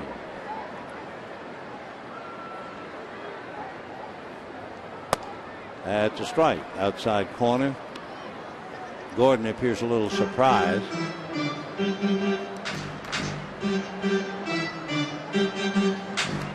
No balls and 1 strike. B hitting .209.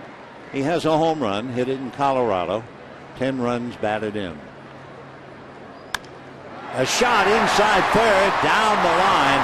Loney is around second, on his way to third. They'll hold him on a double by D. Gordon. So Bud Norris, who does not look like a 5-1 pitcher right now, he's been in trouble in every inning.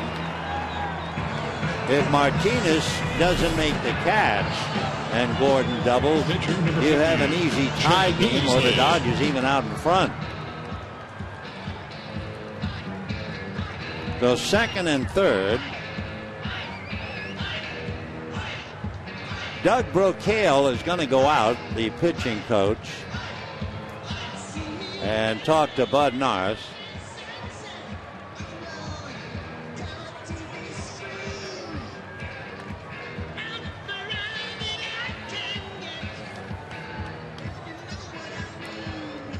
Doug Brocail has several young daughters. He has 5 girls. And Doug said when one of them is going out with you, don't let them fool you. Show them your gun collection. Show them you have shovels. He's a real father of 5 girls, I'll tell you that. Show them your gun collection. Meanwhile, second and third, 1 out. Astros lead 2-1. Billingsley, they're kind of looking squeezed. Billingsley, however, has only 1 sacrifice.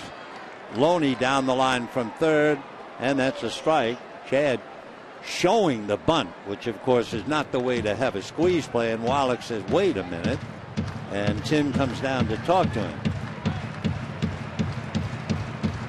Both Johnson and Lee are up.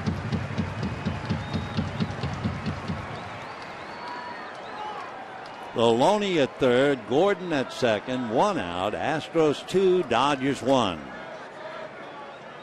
We're in the 4th inning.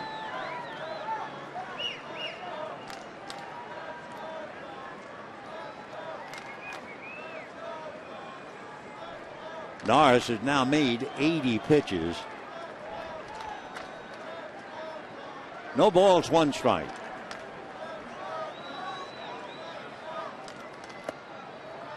One and one.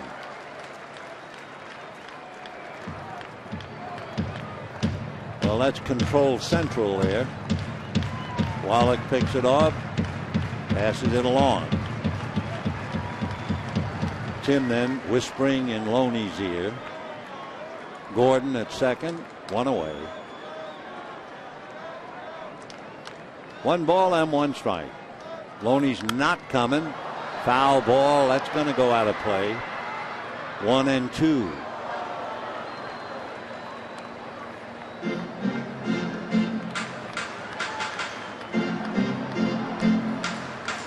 Billingsley had 16 at bats and had struck out 9 times.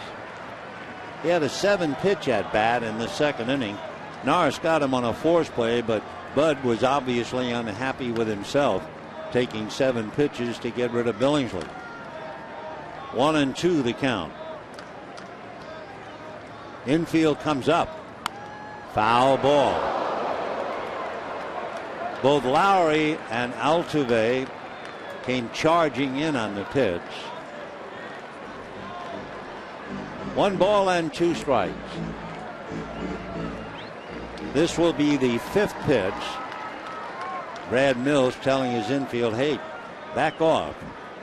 So both Lowry and Altuve go back a little. They're halfway. 1-2 to Chad, just trying to make contact. And a high fastball, and down he goes. 4 strikeouts for Bud Norris. And now he has Tony Gwynn. Center fielder number 10, Tony Gwynn Jr. Tony Gwynn flied to center in the first inning. Dragged a bunt up along first in the third. Norris made a good play. Came over and picked up the bunt and tagged Tony on the back as he went by. So Gwynn batting .284. 10 runs batted in.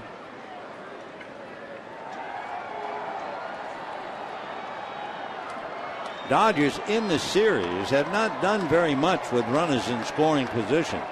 2 for 12. That would be a 167 batting average. Ground foul, 0-1. So the Dodgers 2 for 12 and the Astros 2 for 19. A.J. Ellis and Andre Ethier.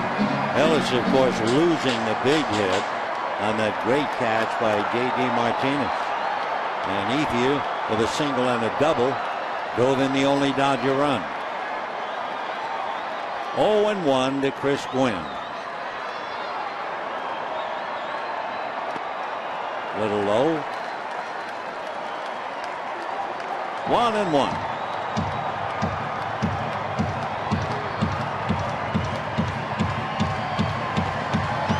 Remember, we talked about the fact the Dodgers are not swinging and missing. They have already fouled off 21 Norris pitches tonight, and we're only in the 4th inning. Make it 22. In the inning, Loney single to right. Ellis hit one to the gap in left center. Great catch by J.D. Martinez. But then Gordon doubled, sending Loney to third. Billingsley struck out, and it's a 1-2 count to Gwynn.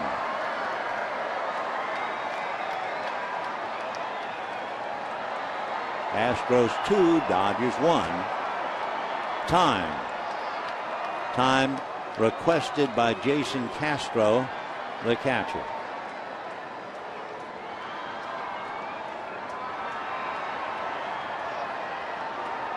And now Castro wants to talk to Norris.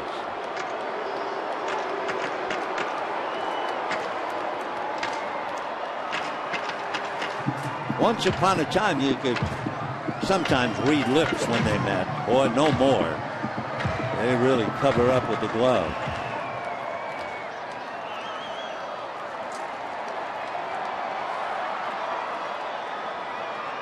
One ball and 2 strikes to Tony Gwynn. Ground ball into the hole, base hit. Here comes Loney to score. Here comes Gordon to score, and the Dodgers take a 3-2 lead.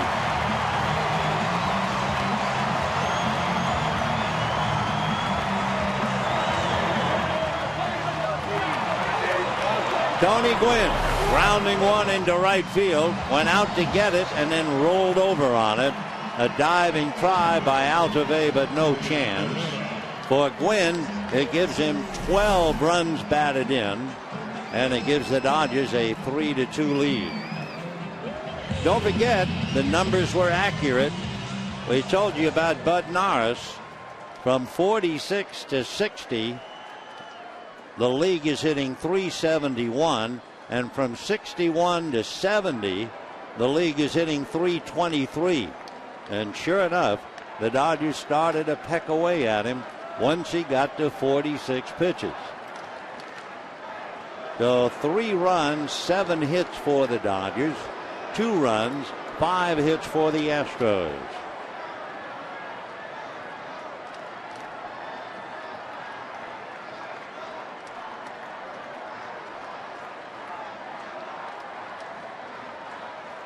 Gwynn not going, but sure making a move over there. Ball 1 to Herrera. Elian struck out, walked, scored a run.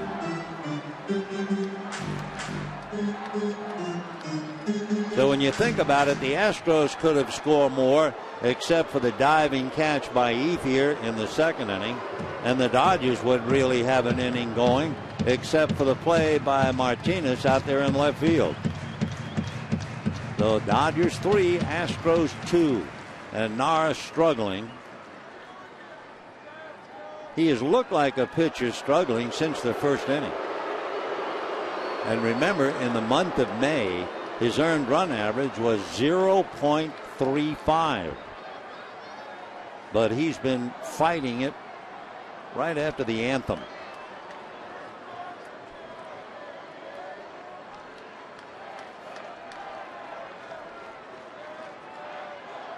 Gwynn has stolen 2, but he's been caught 3 times.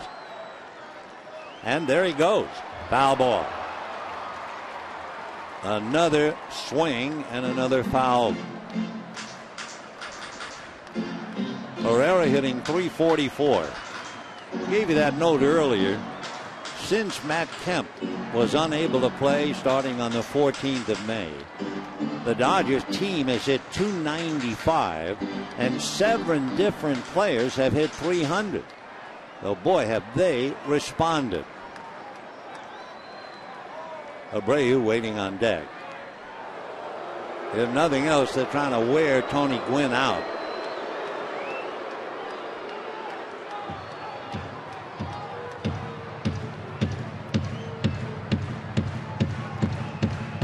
One and one to Herrera. 2 out, 2 in. Dodgers lead 3-2. D. Gordon sets up the inning with that double after the leadoff single by Loney.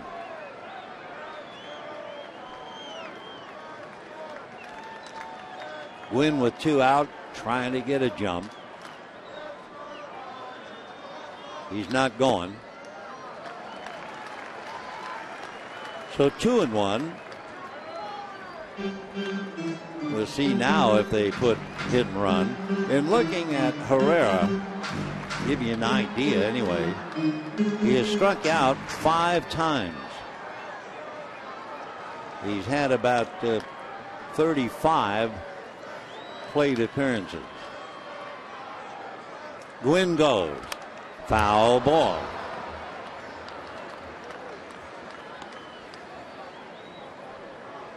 Two and 2 the count. Deuces up there again. 2 balls, 2 strikes, 2 out, 2 in. And the Dodgers lead 3-2. Only in the 4th. Chad Billingsley, who struggled so much in the first 3 innings, then retired the side in the 4th in order. But now you wonder, he spent a long time sitting in the dugout. Gwynn is not going on ball 3.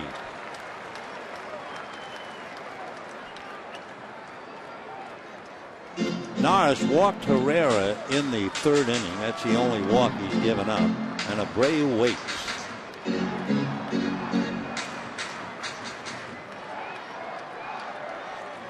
So Gwynn for sure going 3 and 2 with 2 out. There he goes. Foul back. For Norris, another maddening foul ball. 25 foul balls so far, and he's made 94 pitches. He does have 4 strikeouts.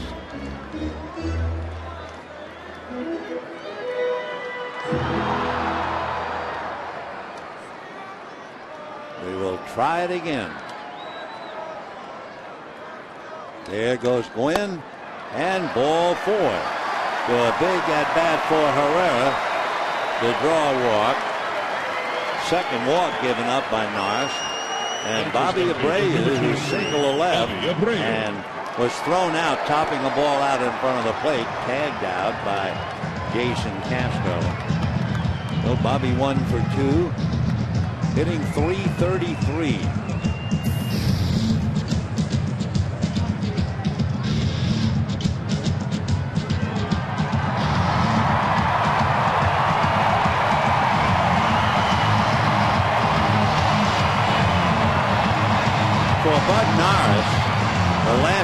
wanted was this kind of an inning.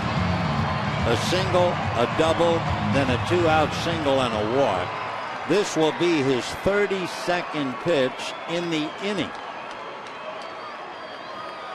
He has now made 95 pitches, and we're only in the 4th inning.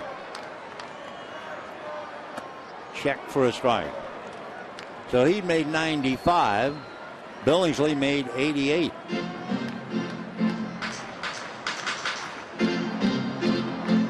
Chad trying to stay warm, thinking about the next inning.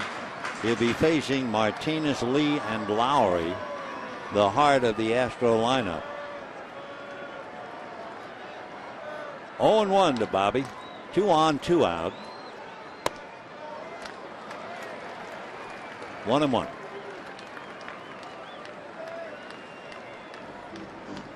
Boy, what a night for Norris. He's coming up. He's got 97 pitches, 3 more, and he will have made 100 pitches in 4 innings.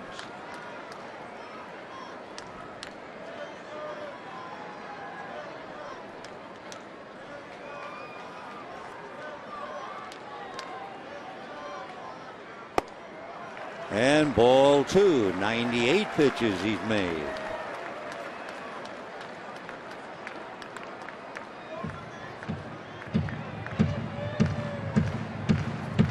So 2-1 with 2 on and 2 out. With Tony Gwynn and Elian Herrera, you have some speed out there.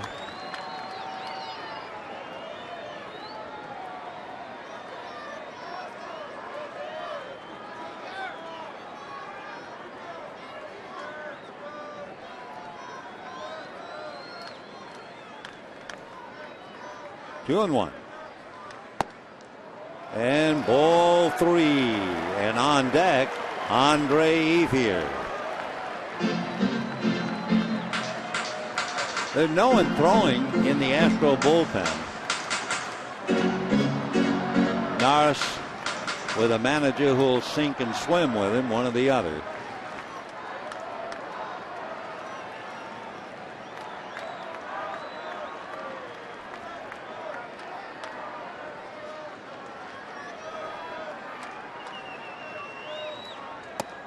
Checked on a strike, 3-2.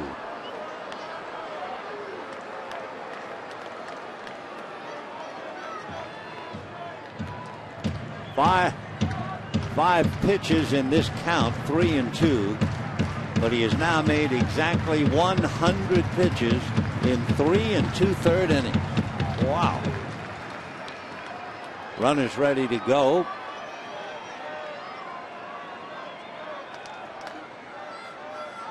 They're off and running on a foul ball.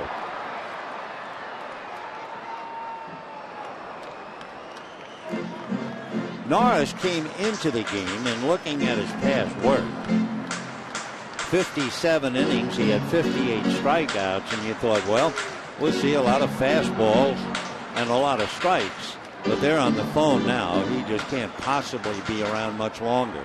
101 pitches. 2 out in the 4th inning. Gwynn and Herrera off to the races.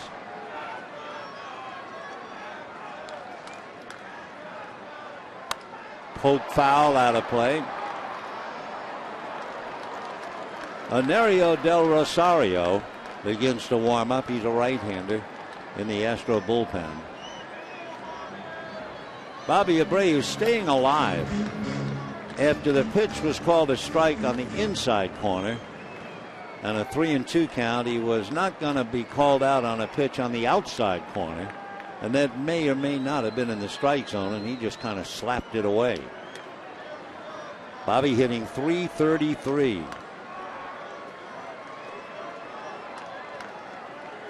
Runners go on ball 4.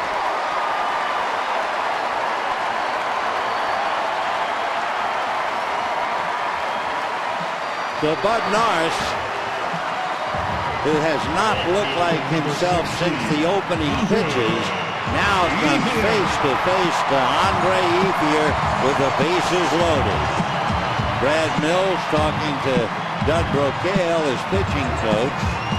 Andre singled and doubled. His double drove in the Dodger run.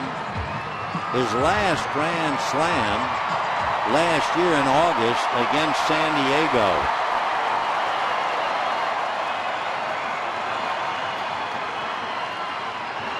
Off speed, ball one. Norris has allowed 6 home runs this year. In the inning, this will be the 41st pitch, and he's already made now a total of 104 pitches in 3 2/3 innings. 1-0. A strike. Goethia pulled and got a base hit in the first inning. Went the other way and slapped it into the gap. That's the way they play him. The what gap there is in left center field, and that's where his double went.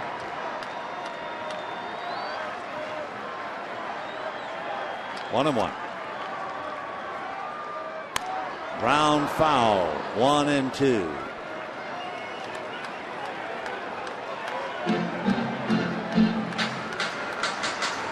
One thing, it's a nice cool evening, so for Norris, he doesn't look like somebody who has thrown 106 pitches.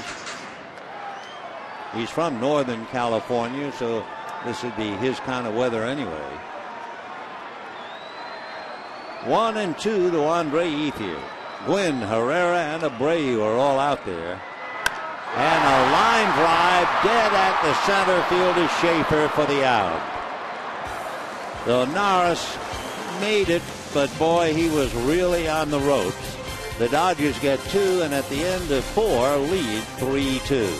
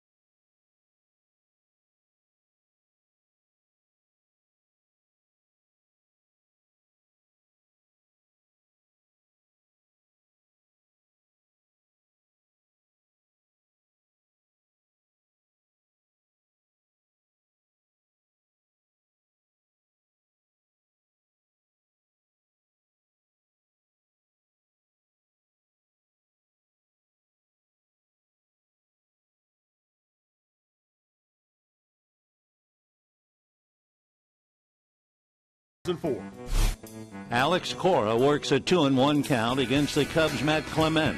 Then, in an unreal sequence, Cora proceeds to foul off the next 14 pitches. Foul ball by a hair. Now, with a 2-2 count on the 18th pitch of the at-bat, the unbelievable. Back goes Sosa, way back to the cage. It's gone.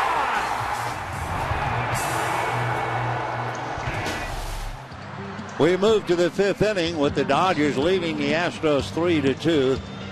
Certainly, Elian Herrera maybe not matching Alex Cora, but Tony Gwynn had the key base hit to right field, and Herrera has walked twice tonight, and each time he has set up a possible go-ahead.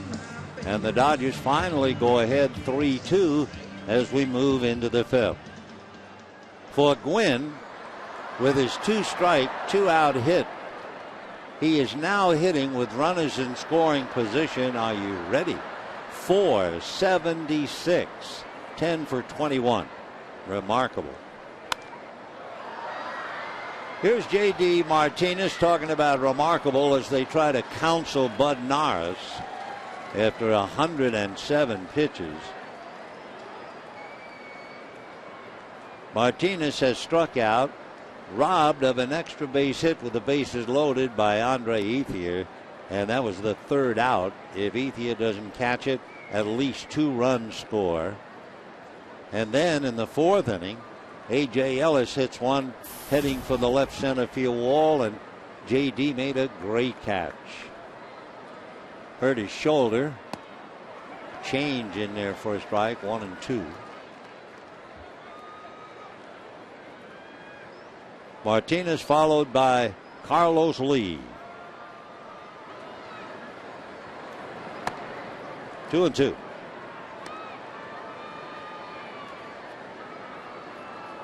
Julio Daniel, better known to the world as J.D. Martinez,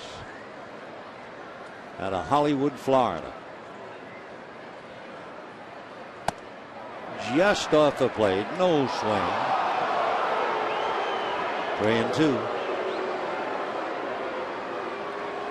2 years ago, Martinez was named the Astros minor league player of the year. Hitting .239. And hits it down the line, slicing as she goes foul.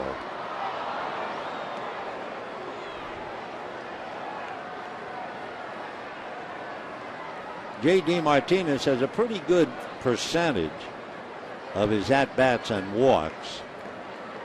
He's walked 22 times, but down he goes on a pitch up. Since we've had 2 great catches, why don't we look at them? It was in the second inning, and Martinez ball, a catch by Epia with the bases loaded and 2 out. If he doesn't hold on to that, that's a huge inning. And then it was A.J. Ellis in the 4th, and it was Martinez's turn to make a great catch as he bangs into the wall. It didn't really help Norris. He still gave up 2, and the Dodgers have the lead. Now Lee, single to left, grounded to third, batting .307.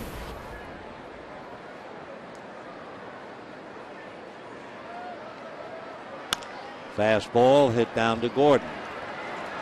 So through it all, after the raggedy first couple of innings, suddenly Billingsley now is starting to get outs. Number 4, Jed Lowry. He's retired 5 in a row.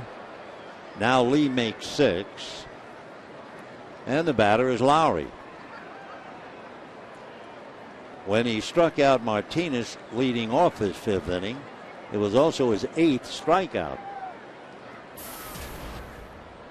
So Billingsley has recovered, apparently. Lowry, meanwhile, has struck out and fouled out. Off speed, ball 1. That's that 67-mile-an-hour change.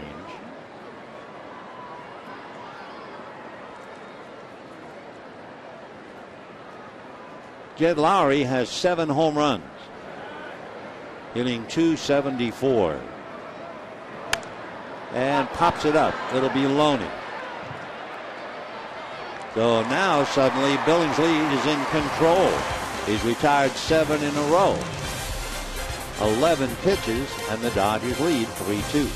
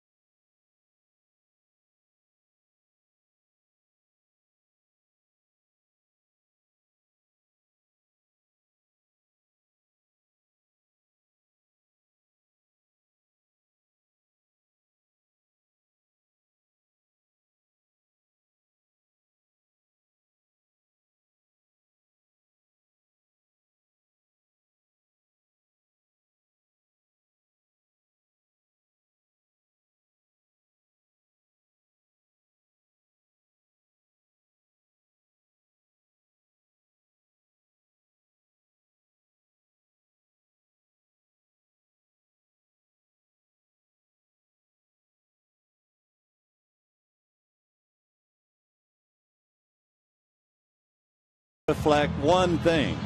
Bud Norris has been going in a tailspin. Chad Billingsley was in a tailspin and pulled out of it. The numbers of pitches mean both men labored.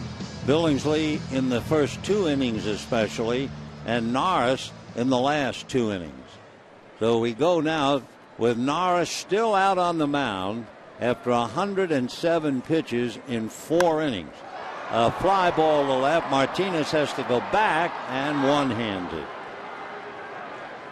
So Kennedy a long out to left, 1 down. Dodgers first baseman, number 7. Norris, if you think about a fight, you start seeing a fella take so many punches, and you say, just how long can he stay on his feet? Well, this isn't the fight game, but you wonder just how long Norris can stay out there. 108 pitches with 1 out in the 5th inning. Loney twice single to right.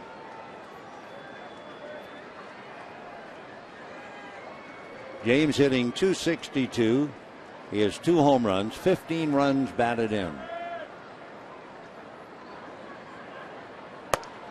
Strike. It was interesting last night when the Dodgers had the bases loaded and Ivan De Jesus came up to pinch hit for James Loney. Little foul off third. Johnson backhanded. Nice play. Anyway, Lucas Harrell, the starting pitcher, was now a spectator in the Astro dugout. And when De Jesus came up to bat for Loney, you could read Harrell's lips. He said, pinch hitting for Loney? Wow. It showed you the respect the opposition players had for James, who is 2 for 3 tonight. And the batter will be A.J. Ellis.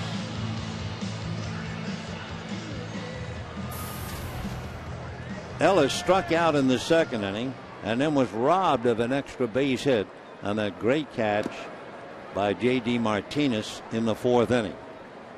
A.J. hitting .314, 4 home runs, 20 runs batted in.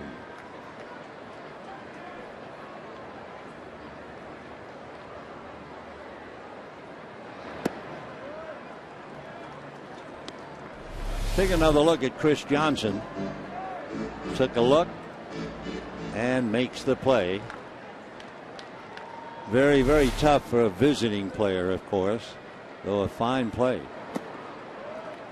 Meanwhile, Norris now behind 3-0.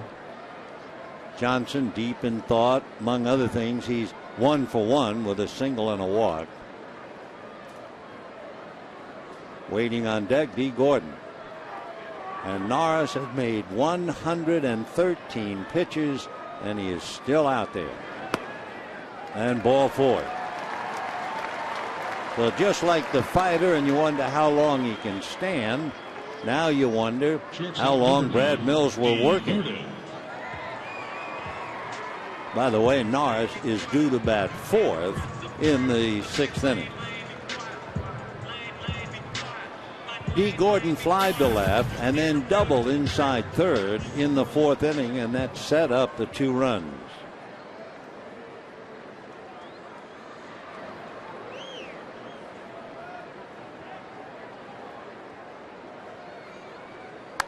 Fouled away. Dodgers lead 3-2. They were down 2-0. In the Dodger bullpen, Scott Elbert is warming up. Of course, Billingsley's made 99 pitches. And Chad is on deck. 0-1.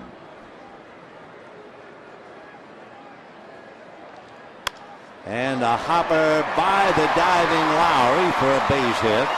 Stopping at second is Ellis. And Billingsley now will be called back, and we'll have a pinch hitter. Ivan De Jesus pinch hit for James Loney last night. Ivan De Jesus will pinch hit for Chad Billingsley now, with runners at first and second and 2 out. If you were watching carefully during the Dodger memory, you saw Alex Corris foul off 14 pitches. wearing number 13. Ivan De Jesus inherited number 13, and we'll see him in action, but not before we see this.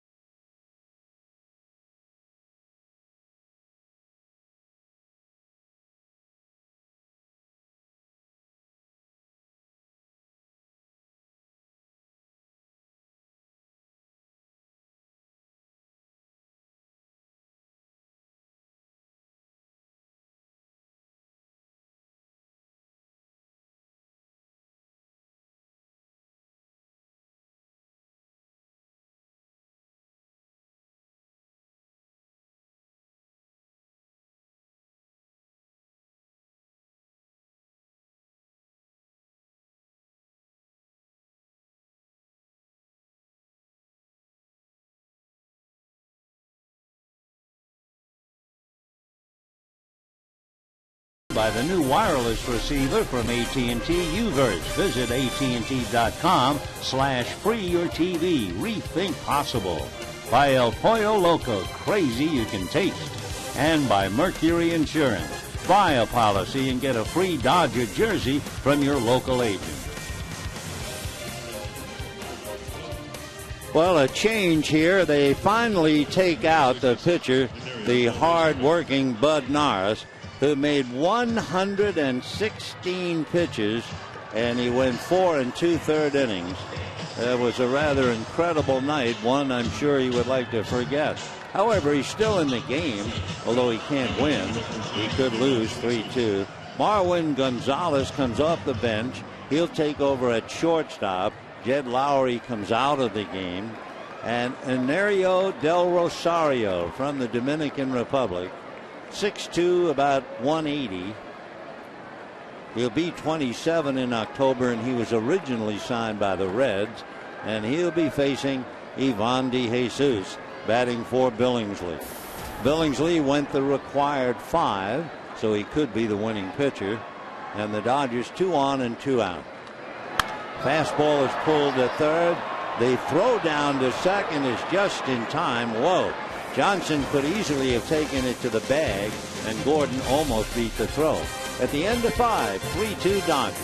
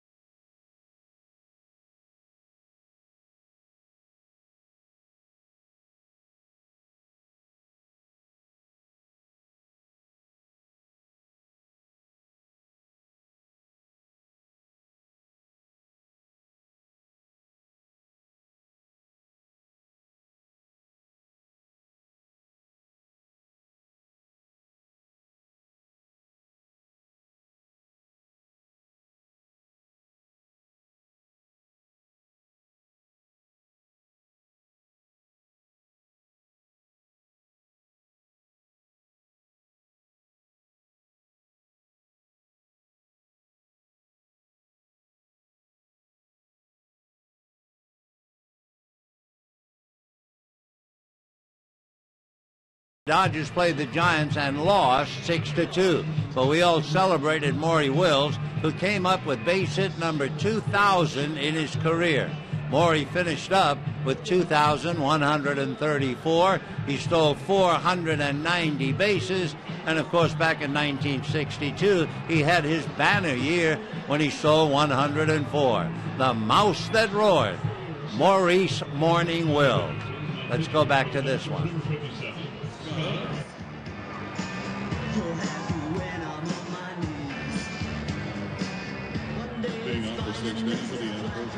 As we go to the sixth inning, and the Dodgers lead 3-2, Scott Elbert will pick up for Chad Billingsley, who went 5, finished up retiring 7 in a row, and allowed 2 runs and 5 hits. Elbert works a strike to Brian Bokasevic, who is 2 for 2, singles to left and to right.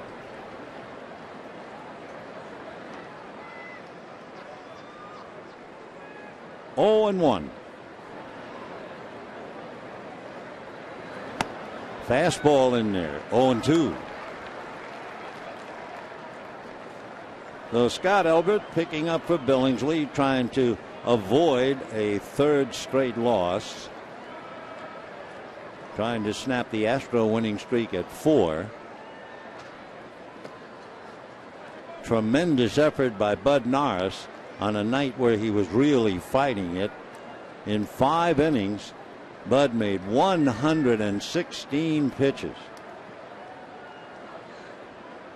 Tough night indeed, especially for a fellow who had won 4 straight, was 5-1, whose earned run average in May was less than half a run.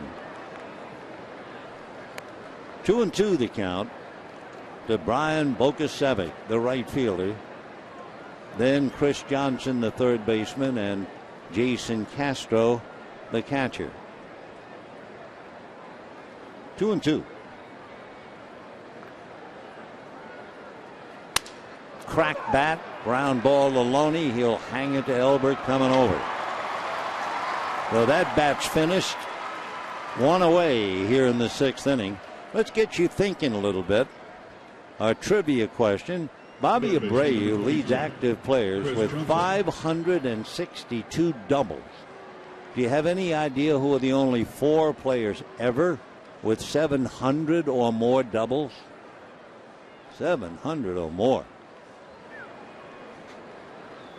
1 away. Here's Chris Johnson. Third baseman singled and walked. And that got the plate umpire Laz Diaz. And Laz trying to run it off.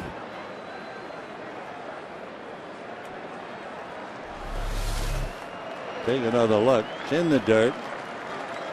Ellis tries to get the mitt, and it looked like he got him maybe on the elbow, on the right elbow. The other night, Dale Scott was the plate umpire over in Arizona.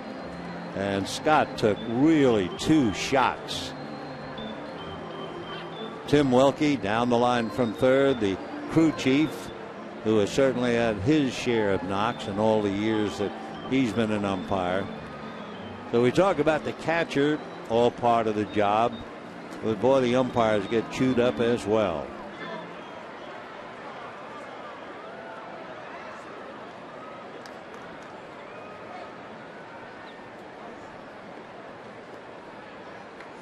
One ball and no strikes to Chris Johnson. 1 for 1.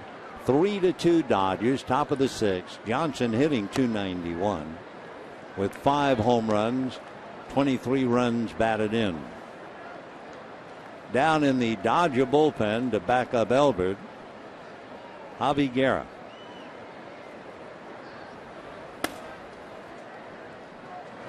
And a fly ball into left center, playable. Gwynn says he will take care of it, and does. 2 out. That'll bring up Jason Castro, who walked and struck out. 0 for 1.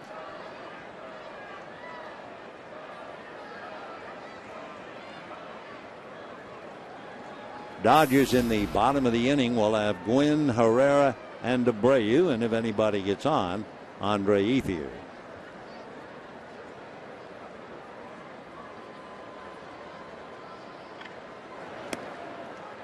Oh, and 1.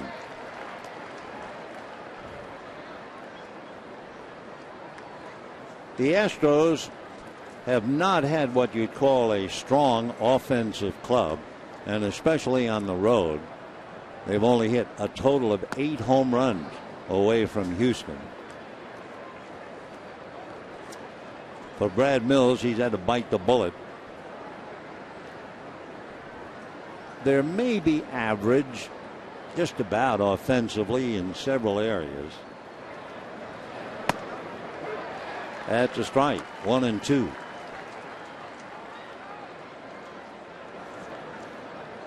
Meanwhile, Carlos Lee and the others sitting back. What an effort by Bud Norris. J.D. Martinez, close up of him. 2 and 2.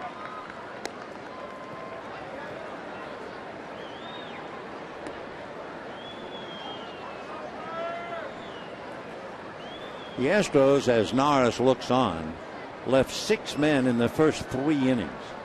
So they didn't give Norris anything to lean on, any cushion, and boy, he needed it. Well, Castro strikes out a second time. Elbert makes it look easy. At the end of 5 1/2, 3-2 Dodgers.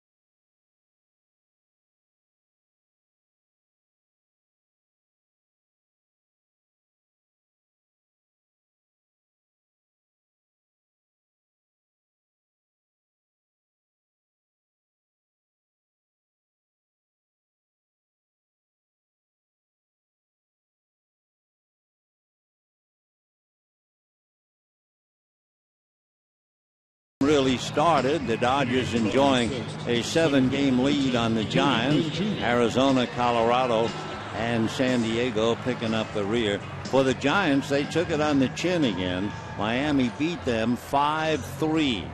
So the Dodgers could increase what is already a very comfortable lead. Meanwhile, talking about comfortable, Tony Gwynn is very comfortable in the leadoff role. Had that key base hit in the 4th inning to drive in 2 and put the Dodgers out in front. Tony hitting .291 with 12 runs batted in. Enerio Del Rosario out of Santa Lucia in the Dominican Republic. Ball 1. Basically from Del Rosario, fastball, slider, and a changeup. He used to throw directly over the top. And then about 2 years ago, the Reds moved him. He'll go 3/4, sometimes almost sidearm. Cat quick on the mound, they say. A very good defensive pitcher, almost another infielder. 1 ball, 1 strike. Hard ground ball sucked up at first base by Carlos Lee like a vacuum. 1 away. Second baseman, number 37, Elian Herrera. Elian Herrera struck out but walked twice. He walked in the 3rd inning and came home on Ethier's double. He walked in the 4th inning, then Abreu walked, and Ethier came up with 2 out and the bases loaded and hit a line drive right into the glove of Jordan Schaefer in center field. Herrera has been one of those fellas who gets deep in the count. This ball 1. Elian struck out, walked twice, so in his 3 at-bats, he has seen 21 pitches. 1 ball and no strikes. Dodgers trying to win their 20th at home. Check swing foul, 1-1. Del Rosario is due to go up for a pinch hitter. He'll lead off the 7th. Interesting how fellas shave and don't shave. You were looking at the hockey players, but look at Del Rosario. He has to shave with a ruler to make sure the sideburn comes all the way around like a chin strap on a hat. 2-1. So it tells you, among other things, he's rather fastidious and rather patient.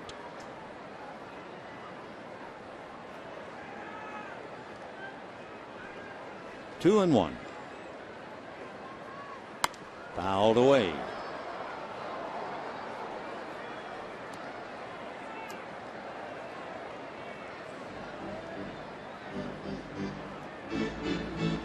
Bobby Abreu waiting on deck. 1 out, bottom of the 6th.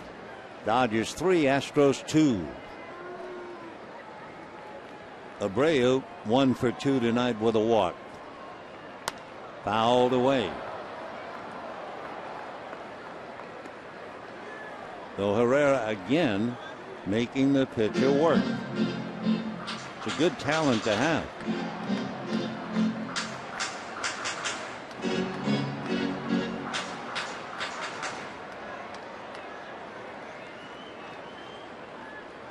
Two and 2. And that's lifted to left center. Coming over is Schaefer. Moving in on it is Martinez. So we have 2 down in the 6th. Bobby Abreu coming up, and here's the answer. Remember the question? Abreu leads active players, 562 doubles. Who are the only 4 with over 700 doubles? Tris Speaker, Pete Rose, Stan Musial, and Ty Cobb. Pete Rose and Stan Musial, of course, we saw a lot of both of them. The Astros are seeing a lot of Bobby Abreu. Abreu 1 for 2, was on base 4 times last night with a base hit and 3 walks.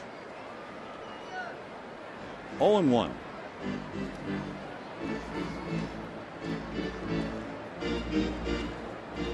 Bobby, who has stolen 20 or more bases 13 straight years. Breaking ball low, 1-1.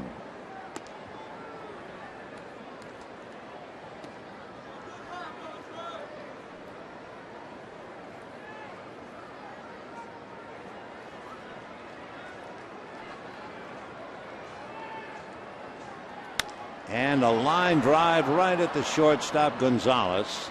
And that'll be that. Down they go 1, 2, 3 at the end of 6. Dodgers 3, Astros 2.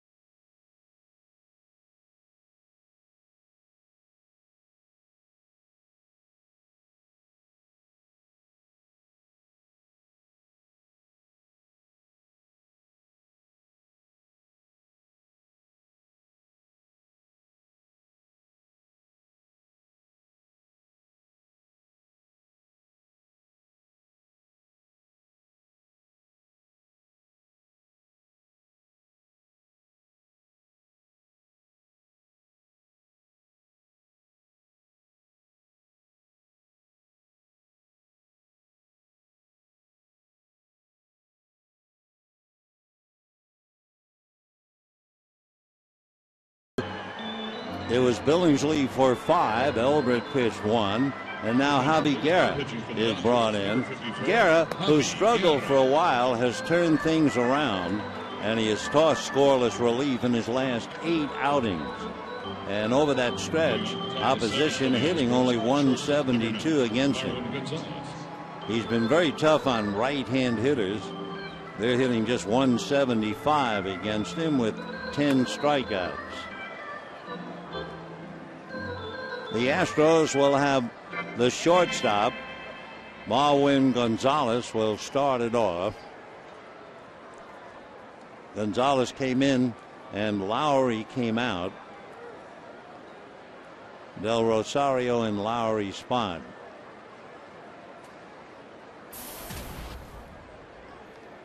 Marwin hitting just .214 in his first year in the big leagues. 23 years old.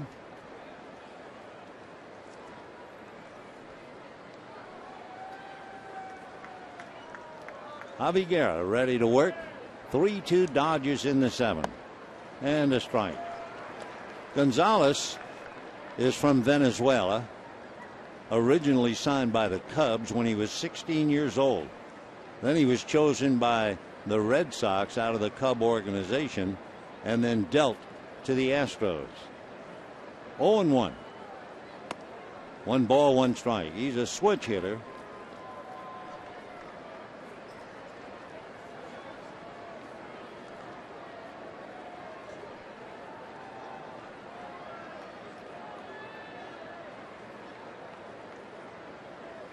And a chopper to the right side to Herrera.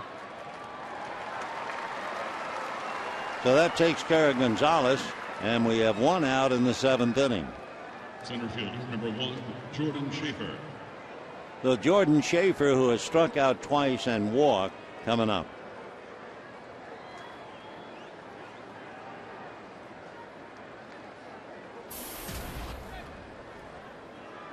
Schaefer with 2 home runs, 12 runs batted in.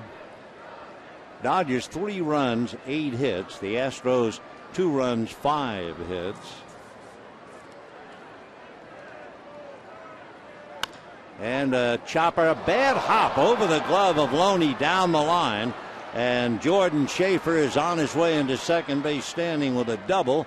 And the Astros have the tying run out there with 1 out. Schaefer might be in a little pain after running on that bad toe. There's a big hop over Loney's glove. So the Astros get a break. That is also their first hit since Bogusevic singled back in the 3rd inning. So a bad hop double to right. The batter now, Altuve, who has double, struck out, and grounded out. The second baseman hitting .312. 3 home runs, 15 runs batted in.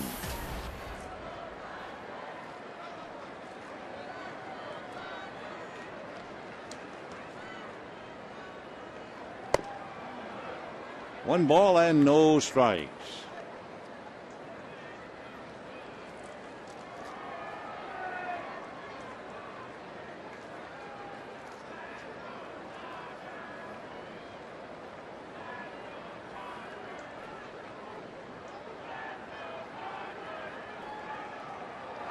That's in there. 1-1. Boy, that strike zone really disappears when Altuve bends at the knees and waist. He is listed at 5'6", which might be debatable, but a very good player. 1-1.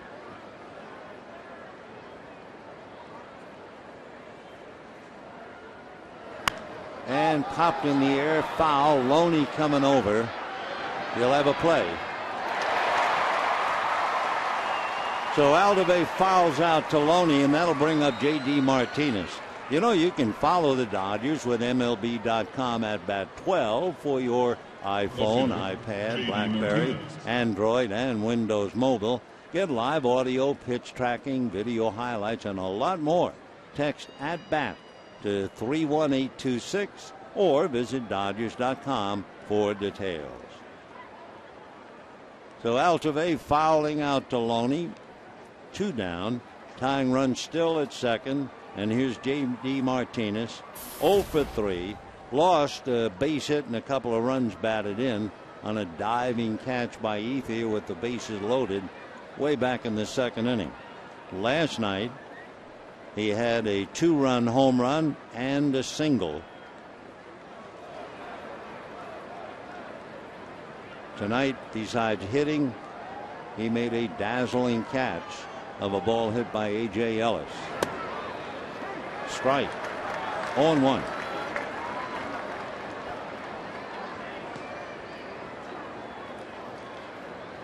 The Denton Dandy from Denton, Texas, Javi Guerra.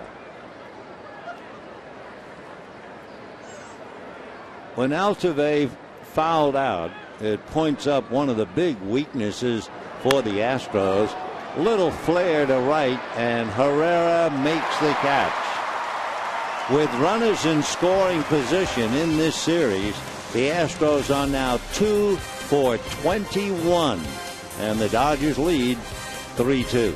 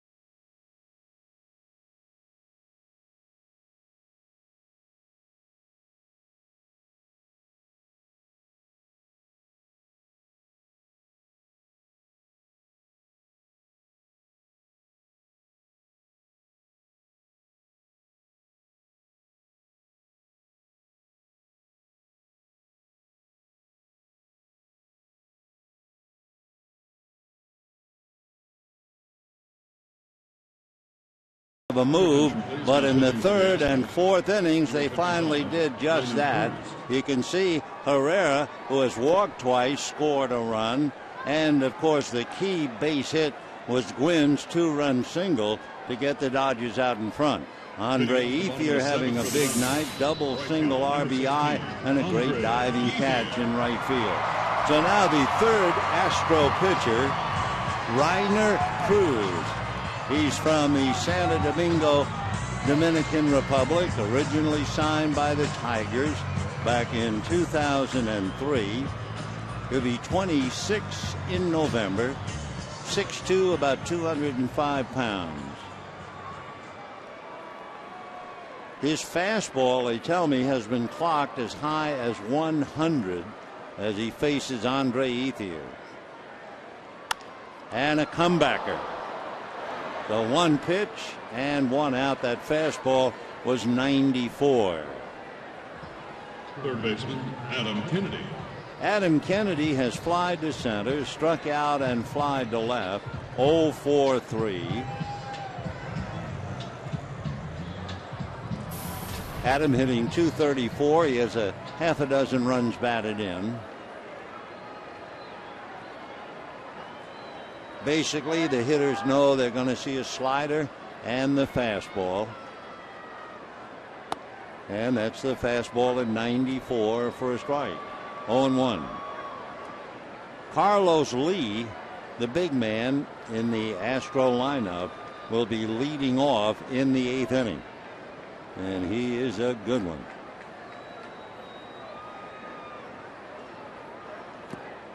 Slider missed in the dirt. 1 ball and 1 strike.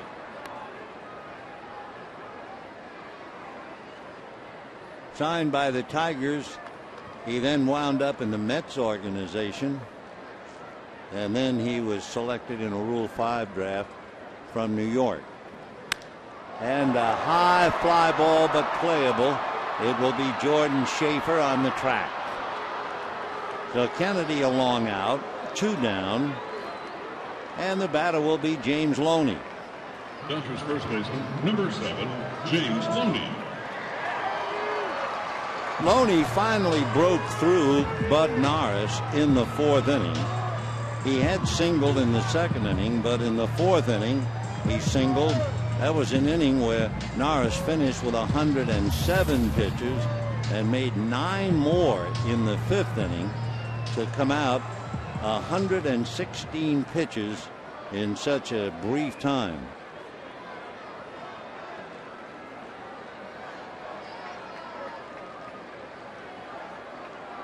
James 2 for 3, hitting .261, ball 1. 3 runs, 8 hits, no errors for the Dodgers. 2 runs, 6 hits, no errors for the Astros. 2 splendid plays. Andre Ethier in right field, J.D. Martinez in left. 2 great plays. 2-0.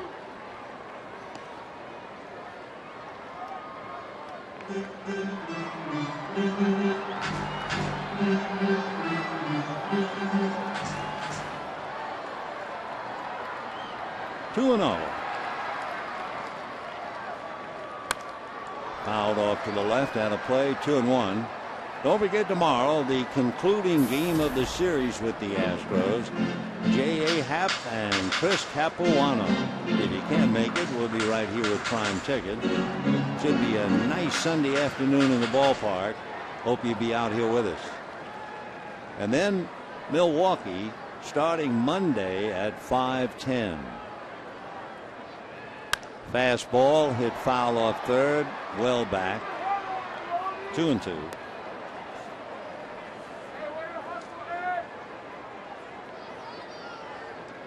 Dodgers will go over the, well, they'll go over the million mark by tomorrow, averaging 39,000 a game.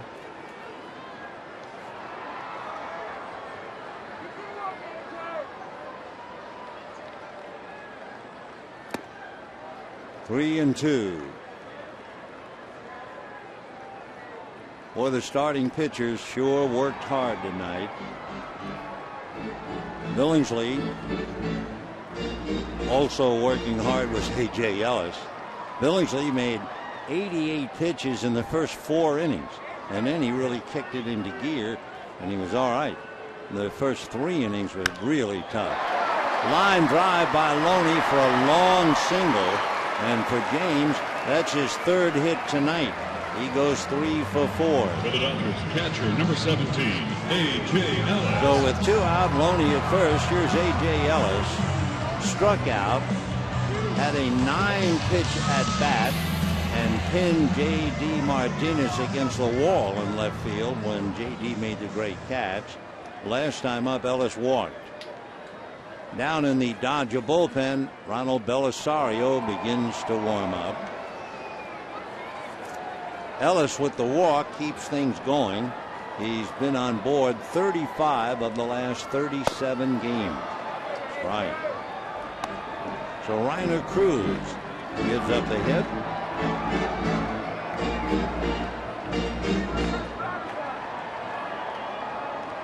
AJ hitting .314, 4 home runs, 20 runs batted in. Andrew James Ellis. Slider off the plate, 1-1.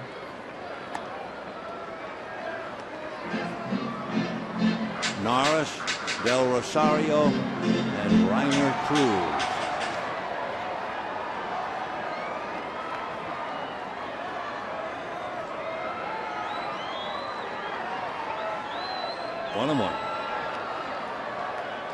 Another slider hit in the air to center, heading for the glove of Jordan Schaefer.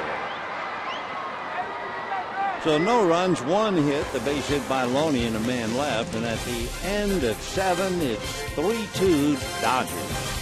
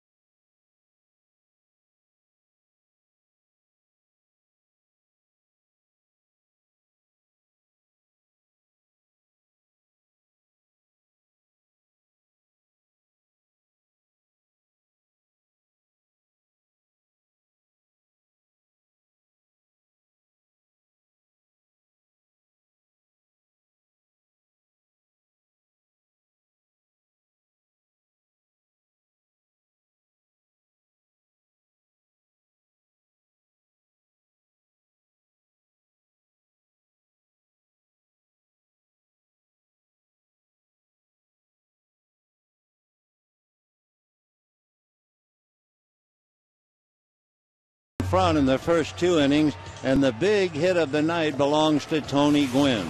Gwynn came up in the 4th inning, but Norris was on the ropes but still fighting, and a base hit into right field produced 2 runs, a tying and go-ahead run, and the Dodgers out in front 3-2, and we've now made it to the 8th. Jerry Sands will take over in left field for Bobby Abreu.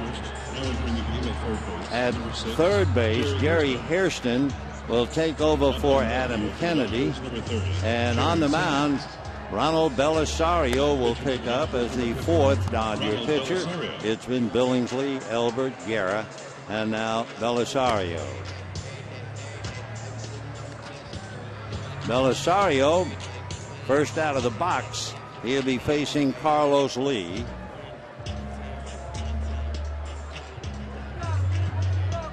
Carlos Lee is 0 for 2 in the past against Belisario. Belisario pitched the 8th inning last night, and Lee doubled. And that's when the Astros really messed up. They had 2nd and 3rd and nobody out in the 8th inning. And we never really pursued it, but somebody missed a squeeze sign or somebody misread a sign that wasn't a squeeze. Martinez had singled, Lee doubled, and then Martinez broke to the plate and was tagged out without any squeeze attempt.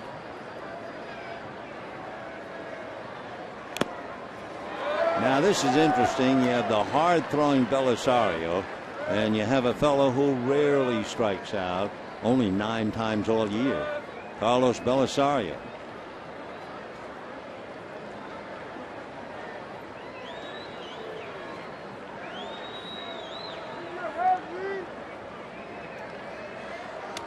Wow. Overthrowing. 1-2 the count. If you happen to be keeping score of this game, Jerry Hairston is now batting 9th. Belisario goes in Kennedy's spot. 98, but away.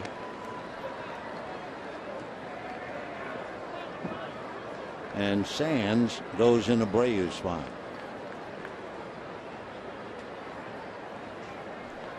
2-2 to Carlos Lee.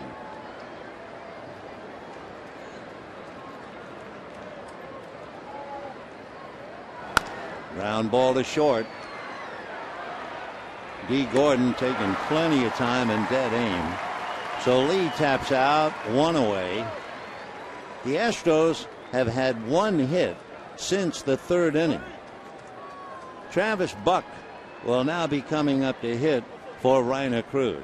So they've completely shut down with the bat. The Astros, number 6, Travis Buck. So Travis Buck out of Richland, Washington, went to Arizona State. He's been a very successful pinch hitter with 7 hits. Buck lives in Richland, Washington.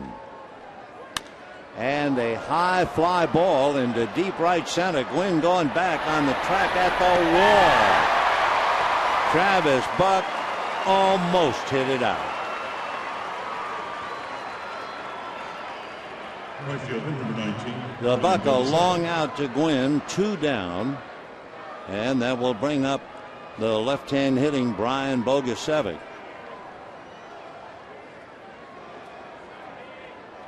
Bogusevic, single to left, scored a run, single to right, grounded out. So Brian is 2 for 3, hitting .220.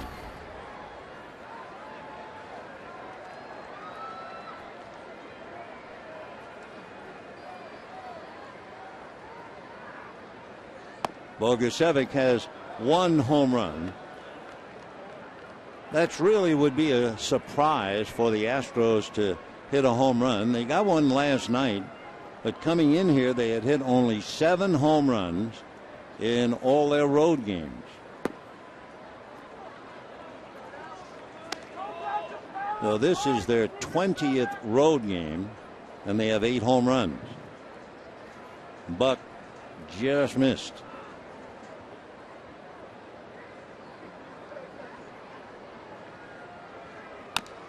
Fouled away.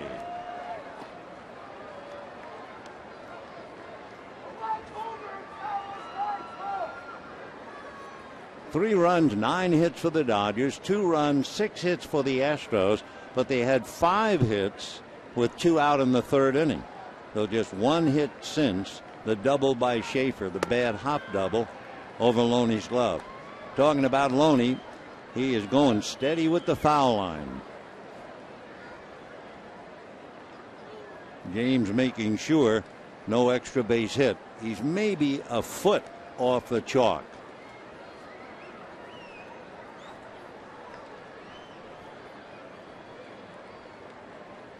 Three and 1 to Bogusevic. And ball 4. So Bogusevic draws the walk. Tying runs aboard. Chris Johnson Number 23. will be Chris coming up. Johnson. Kenley Jansen is warming up for the 9th inning. Johnson single to center. It was a perfectly executed hit and run single. Then he walked and flied to left. Chris hitting .289. He has 5 home runs, 23 runs batted in.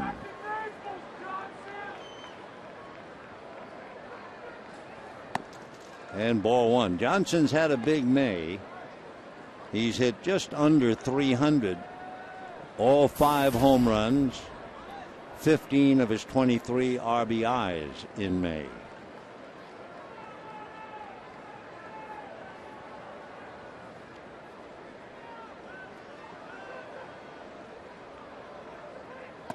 Ball 2.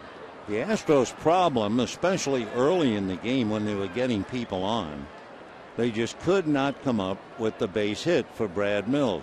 They are 2 for 21 with runners in scoring position. They did get the home run last night by Martinez. Carlos Lee has one single to drive in the run in the first inning. But otherwise, they've really had so many chances in the first 3 innings.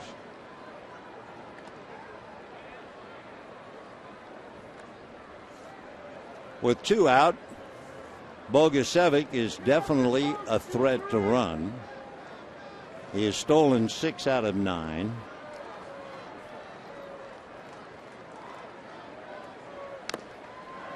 Two and one. Now they played hit and run back in the second inning after Bogusevic had singled. On the pitch to Johnson, Herrera broke to cover second, and Johnson hit it behind Herrera for a base hit into center field, and that sent Bogusevic all the way to third, where he eventually came in on a walk. So we'll see if they try it again. 2-1 the count.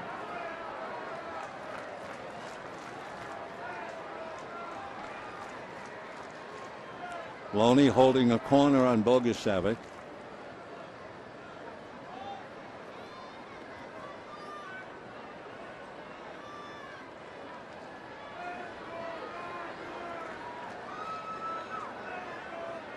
Bryan is not going, and that's ball 3, almost hit him.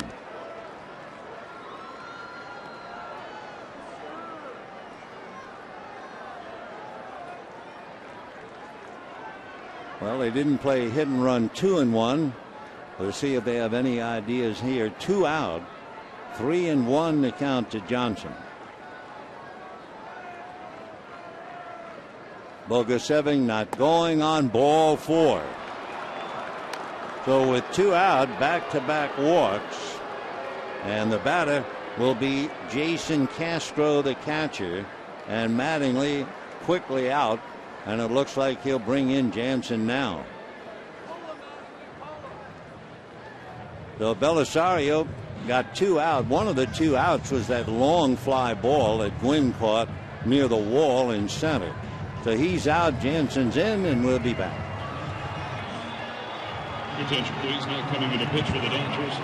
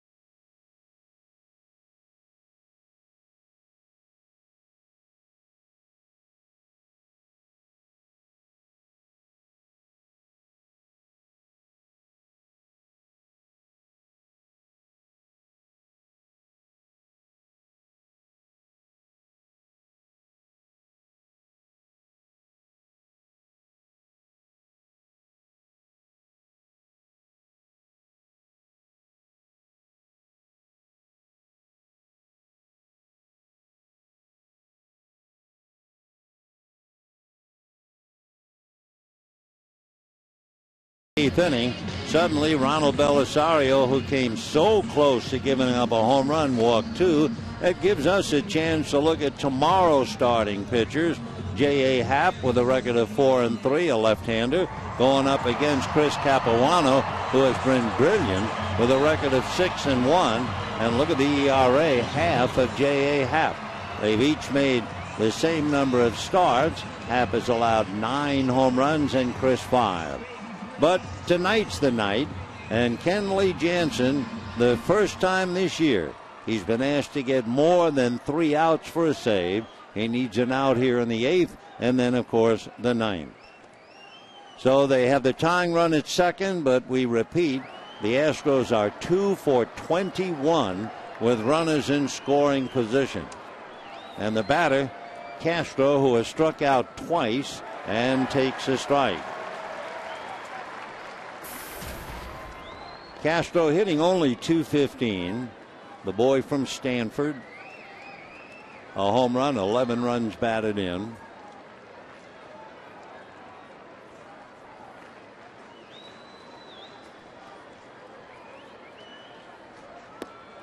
One ball and 1 strike. Bogusevic, who runs well, at second. Chris Johnson at first. 2 out in the 8th.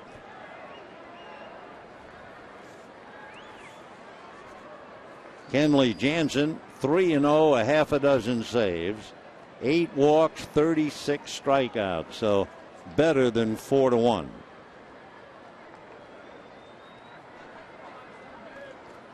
Kenley, the kid from Curacao, 24 years old. He'll be 25 the very end of September. Big and impressive, 6'6", 230 pounds. 1-1. Fouled away, though he has Castro now 1-2. The opposition, and it would be tough for Castro to know, but the opposition is hitting 141 against Kenley Jansen. In 22 innings, he has those 36 strikeouts. Ranks 3rd in the majors as a reliever with the strikeouts. He saved 6 out of 8 opportunities, and he's trying to extricate the Dodgers here in the 8th. 2-2. The crowd groaning, but that wasn't close. So deuce is wild again. 2 balls, 2 strikes, 2 out, 2 on. 3-2 Dodgers.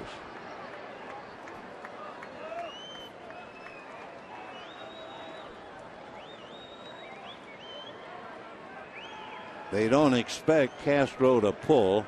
Dodger outfield shaded to left. And foul outside of third.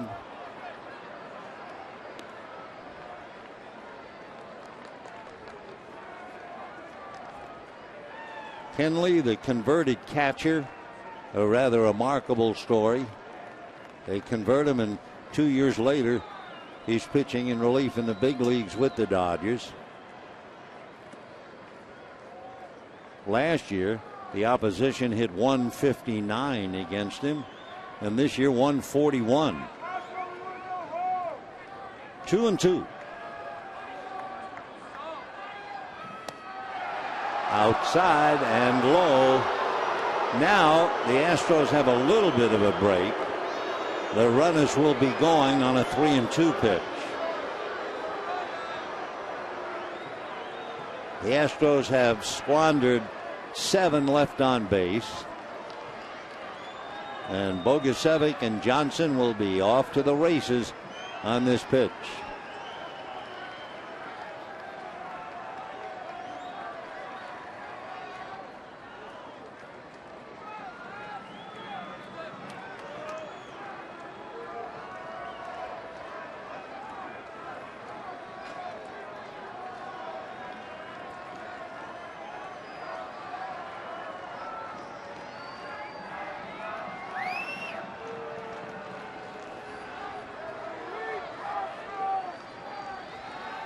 Runners go. Ground ball just fair off the glove of Hairston. 1 run scores, and the Astros have runners at second and third. Tim Welke in a tough spot as Hairston lunged, and let's see if Jerry's all right. He slowly gets up and is starting to walk back to his position. Shortstop number 9, Marwin Gonzalez. Take another look. The ball is this close right there and off his glove. Welke had to bail out of the way. So the single by Castro of Hairston's glove, cashing in Bogusevic, and also sending Johnson all the way to third and Castro to second. Now Marwin Gonzalez shows bunt for ball 1. Boy, Johnson stumbling to get back to third. He was coming down the line. He starts and then, whoops, almost fell down. So we have a 3-3 tie here in the 9th inning. Gonzalez hitting only .211. That missed. 2-0. So Bogusevic is charged to Belisario.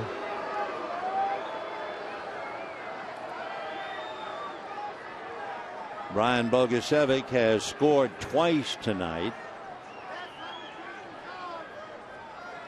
Tough night now for Don Mattingly to see that 3-2 come from behind lead tied up and now in jeopardy. 2-0 to Gonzalez. Breaking ball missed. First base open. And the leadoff man, Jordan Schaefer, waiting on deck. And remember, he hit a grand slam against the Dodgers in Houston. 3-0 to Gonzalez.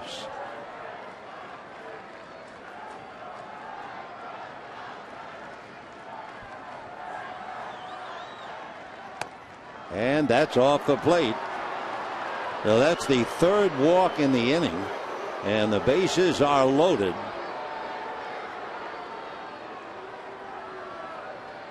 Jordan Schaefer has struck out and walked, struck out and doubled. And Chris Honeycutt trying to solve the riddle as to why Jansen suddenly can't throw strikes. In the inning with Belisario pitching, Lee grounded to short. Travis Buck, hit one that almost went out, but it's a cool evening on a hot summer's afternoon. I think Buck's ball would have reached the seats. Gwynn caught it right at the wall. And then the walks began. Bogusevic walk, Johnson walk, Castro hits one off Hairston's glove. And with runners at second and third and the tying run in, Gonzalez walks. So the Astros lost a 2-0 lead, came back, and with 3-3 in the 8th inning. And here's Jordan Schaefer, 1 for 3. Johnson, Castro, and Gonzalez are all out there. Of course, one other concern for Jansen is not to throw one away. That's ball 1. Jansen has 2 wild pitches. Mattingly kind of holler at Laz Diaz. And Laz telling Don, get off the railing. Get back into the dugout. 1 ball and no strikes.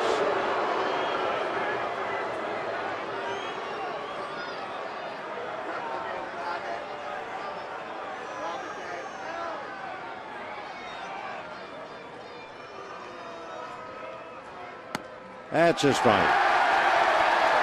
Sarcastic cheer from the crowd as if Diaz is pinching the Dodger pitchers.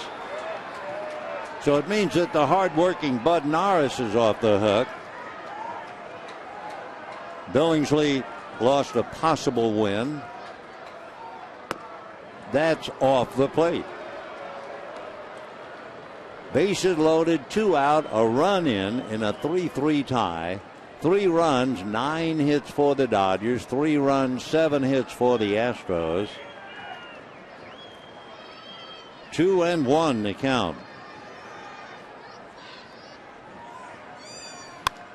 And that's hit to center. Gwynn coming over to pick it off. So the Astros wind up getting a run, but they leave 3 more as they continue to flail away with runners in scoring position. We have a 3-3 tie.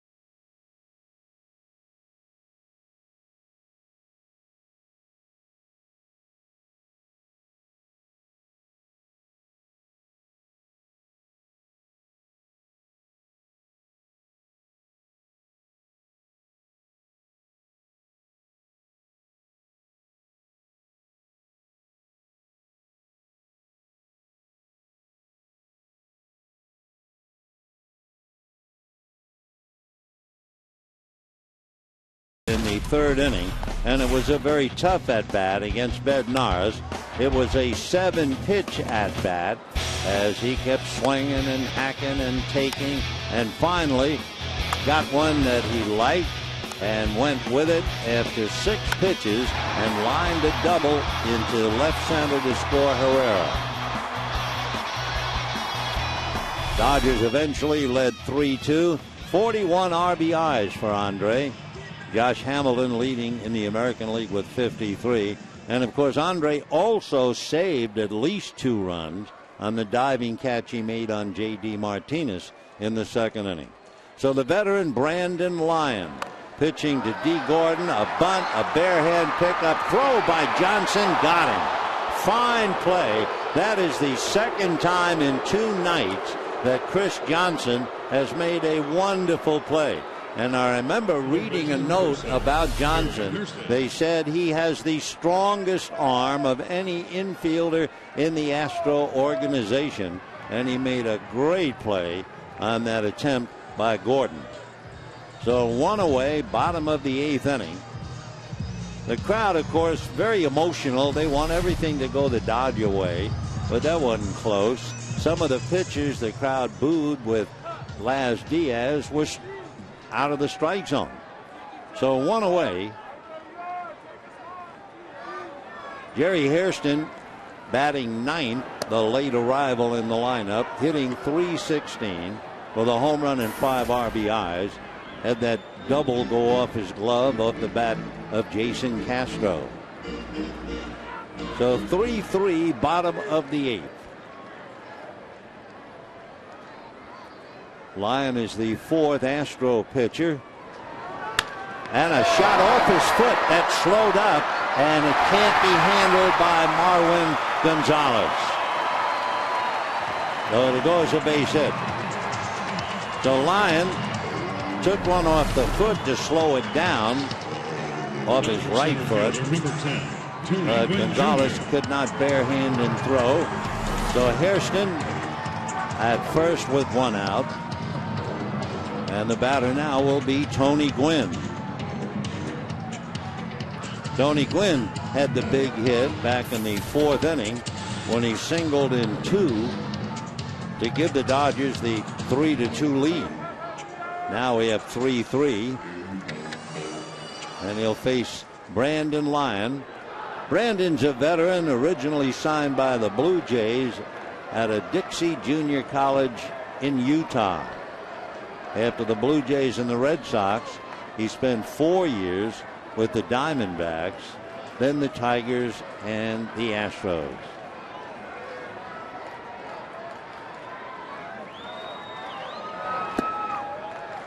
Ball one. Lyon will be 33 in August. Lives in Salt Lake City, as far as we know.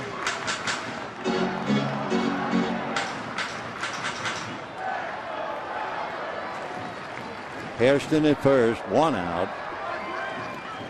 3-3 in the 8th.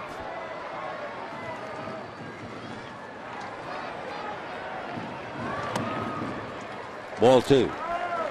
In looking at Lyon's work, he's had as many as 26 saves. That was with the Diamondbacks in 08. With the Astros 2 years ago, he had 20. But the big man out of the bullpen now is Brett Myers. Hairston at first, 1 out. 2-0 to count to Tony. And ball 3. Waiting on deck, Elian Herrera.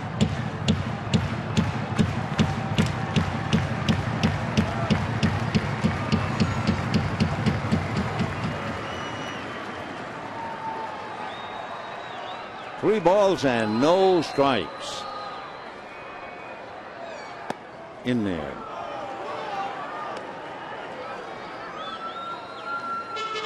Brandon Lyon and his work. 0-1, good ERA, 1.6 in 17 games. 2 walks, 16 strikeouts. And he's 3-1 on Gwynn. And there goes the runner, Hairston. Little foul ball. So Hairston will have to come back. And a full count to Tony Gwynn. Pretty much when you look at the numbers of Brandon Lyon, 16 strikeouts, you mean he's always around the plate with just 1 walk. So they put the play on run and hit. So they did it 3-1. You got to figure they might do it 3-2.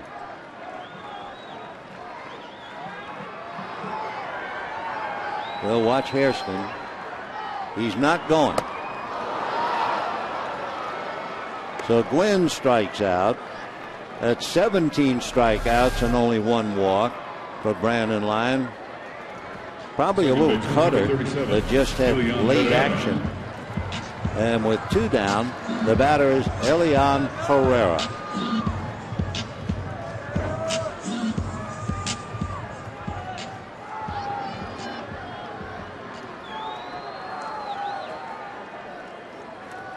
Herrera has walked twice, struck out, flied to left.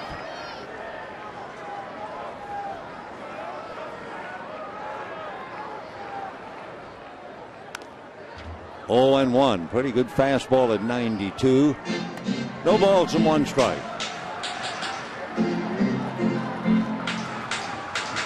Brandon Lyon has had his share of arm trouble. He goes with the job. Facing a fellow who has spent 10 years in the minors, Elian Herrera.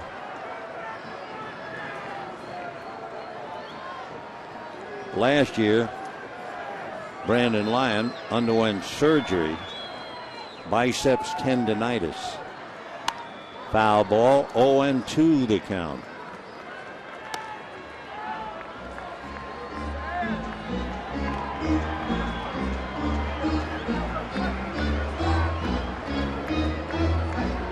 Not only did Brandon Lyon have surgery in 2011, back in 2004, he underwent nerve transposition surgery on the right elbow. So he has paid the price as a major league pitcher who's been up since 2001. 0-2. And a little flare going out, and trouble. It'll drop. It's going to be picked up by Schaefer, and all the way to third goes Hairston.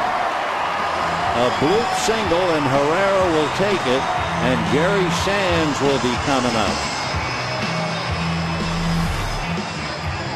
The Lion had the single off his foot, and now a flare to center. 2 hits. First and third with 2 out. Sands at the plate. By the way, we have a moment. The paid attendance tonight, 36,561. And as we said, Dodgers will go over the million mark tomorrow afternoon. So with a rookie and a well bundled up crowd, bottom of the 8th inning, and a puppy dog sound asleep in the owner's lap. Remember, this was bark at the park night. 700, 800, I don't know how many dogs, but there had to be about 1,000 people with them.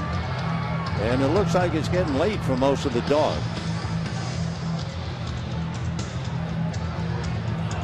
Man's best friend.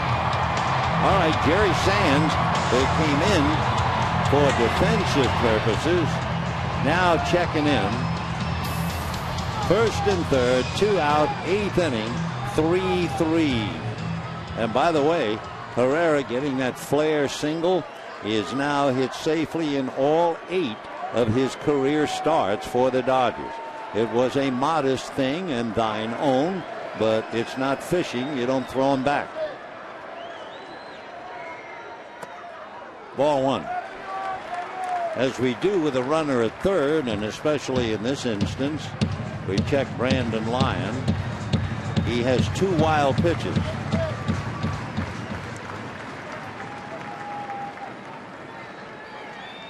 One ball and no strikes. And there goes the runner, Herrera, and it's fouled away. With Brandon Lyon, if you're the hitter, you know that you're going to get a fastball, 4-seamer pretty much. He has a 2-seamer as a sinker. He has that big 12-6 curveball, a slider, and a changeup.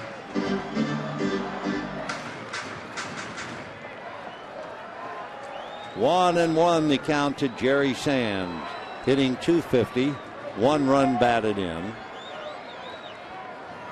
Breaking ball in for a strike. That was 80 miles an hour.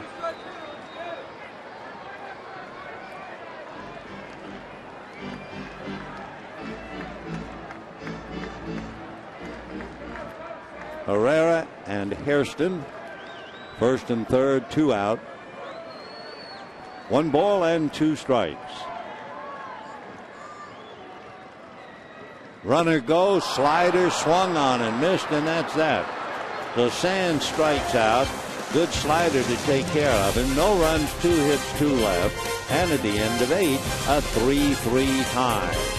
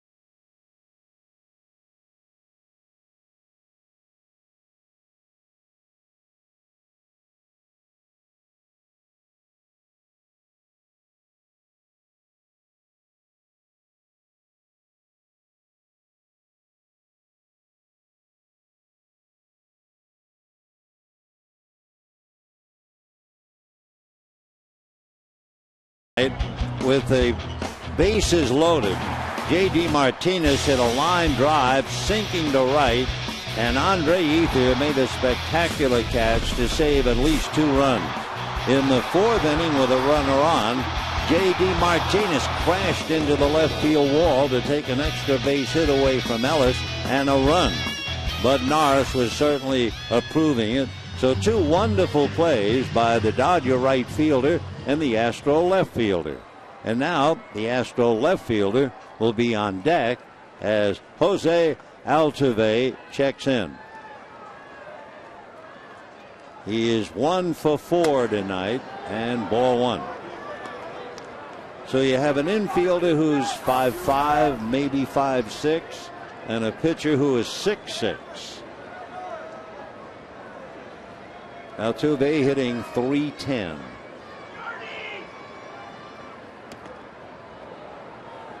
Ball 2. Kenley Jansen came in to pitch to Jason Castro, and Castro doubled off Hairston's glove, allowing the tying run to score in the 8th. Here we are in the 9th. 2 balls, no strikes. In there. 2-1.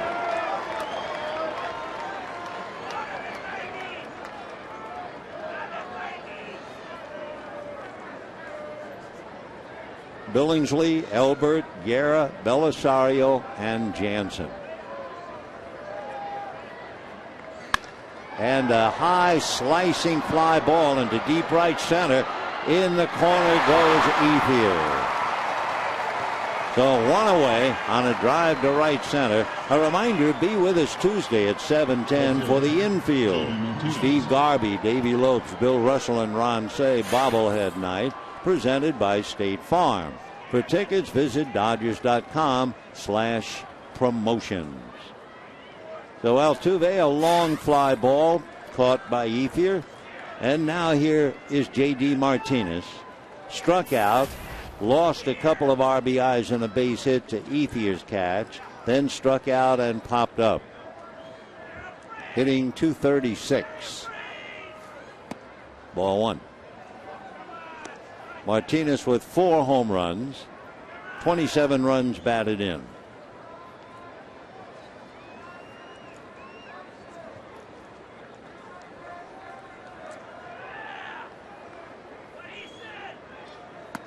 In there, 1-1. Martinez 24, he'd be 25 in August.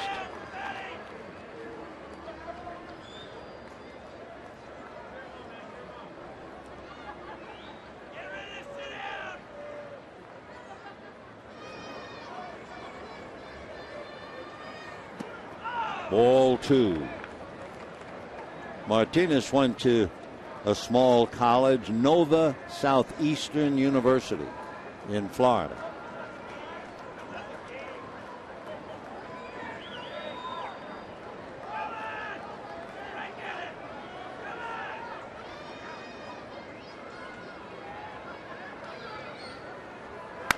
And a slicing fly ball. Ethier is there.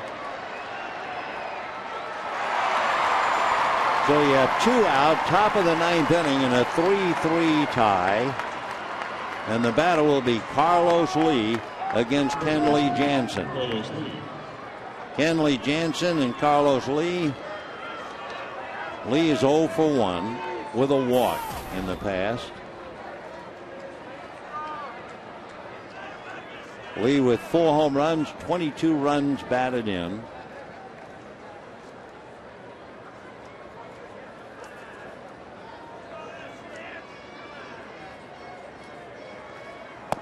And a strike.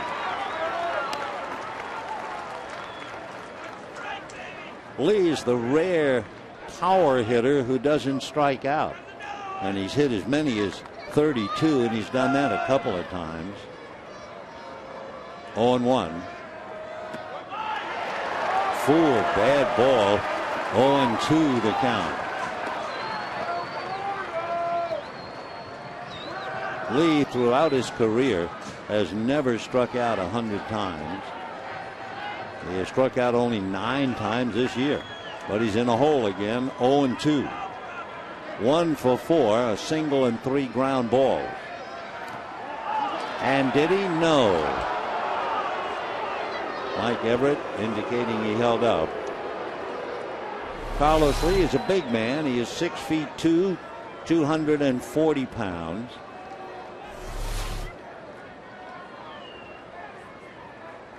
He'll be 36 in June.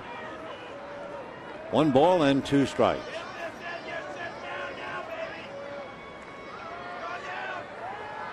And a crackback comebacker.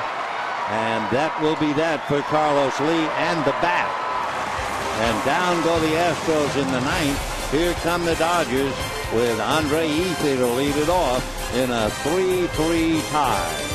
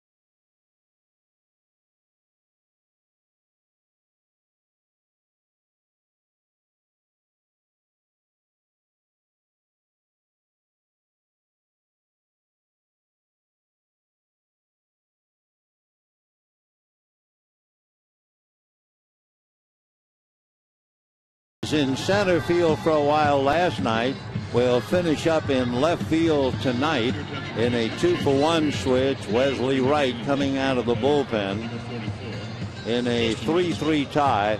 Wesley Wright was dynamite as far as left-hand hitters were concerned. They were 2 for 28 against him. They were hitting .071, and he had 13 strikeouts. So they brought him in last night to face Abreu and Ethier, and he walked Abreu and gave Ethier a single. So all of a sudden the magic against left-handers didn't hold up last night. So the first man he looks at is Ethier again. Andre singled and doubled, lined out and hit back to the box. And just to remind you of what might happen, Andre hitting .323 and Wright ready. 0-1. Wright is from Montgomery, Alabama. Lives in Goshen. He went to high school there and was originally drafted by the Dodgers. Back in 2003, he was 19 years old. His dad, an Alabama State employee, trained him well. Fastball, curve, slider, and a change. That was a high fastball at 90. Coming out on deck is Scott Van Slyke.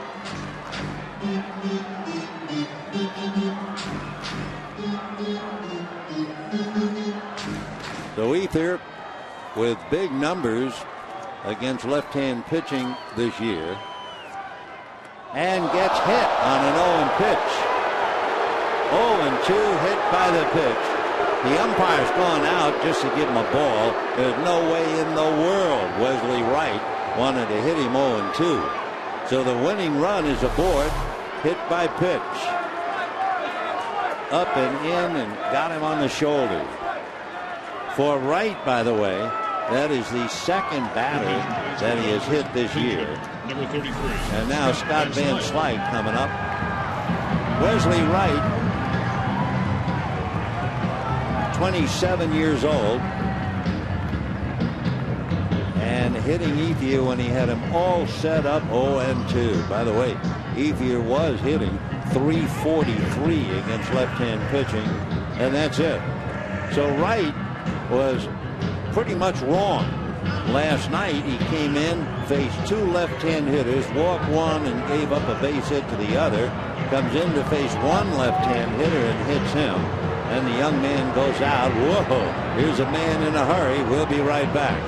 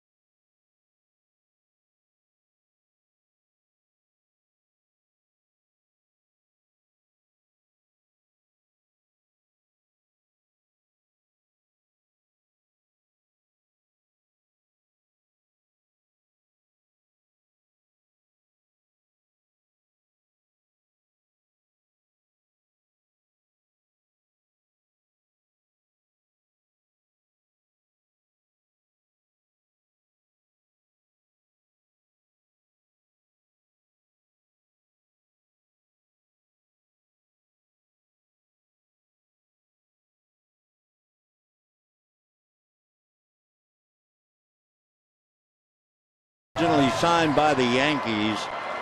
He'll be 29 the middle of July. He's pitched sparingly before the Yankees released him. He signed with the Padres and then eventually here with the Astros. Van Slyke bunts. Good bunt. So one away, and Ethier, the winning run, is at second base. And the batter will be James Loney. In a 3-3 tie. 3 runs, 11 hits for the Dodgers. 3 runs, 7 hits for the Astros. Loney has had a big night. 3 singles, 3 for 4. And facing a right-hander.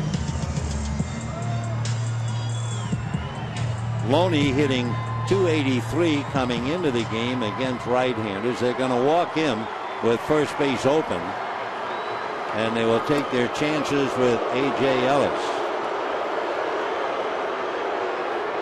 A.J. Ellis on deck is 0 for 3. But in amidst that 0 for was that great catch by J.D. Martinez crashing into the wall in left field. He also walked. So Ethier, hit by a pitch on a no-ball 2-strike count, represents the winning run. As the Dodgers tried to snap a 2-game losing streak and put an end to an Astro 4-game winning streak. So Loney at first, Ethier at second, bottom of the 9th, 3-3. And here's A.J. Ellis.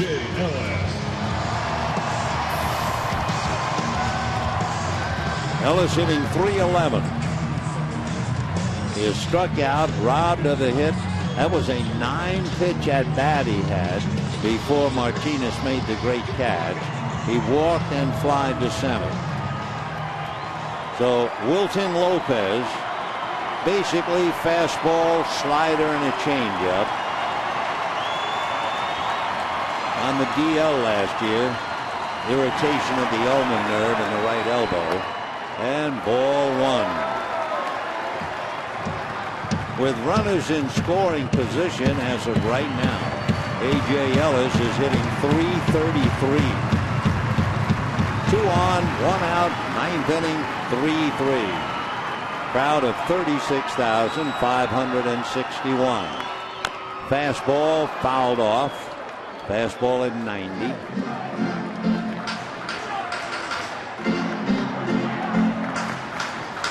Lopez, the book says, 2-seamer, the slider, and the change.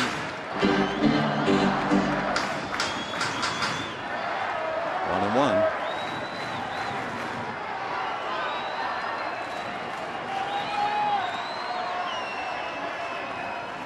Fastball whacked into left field, high and deep and gone.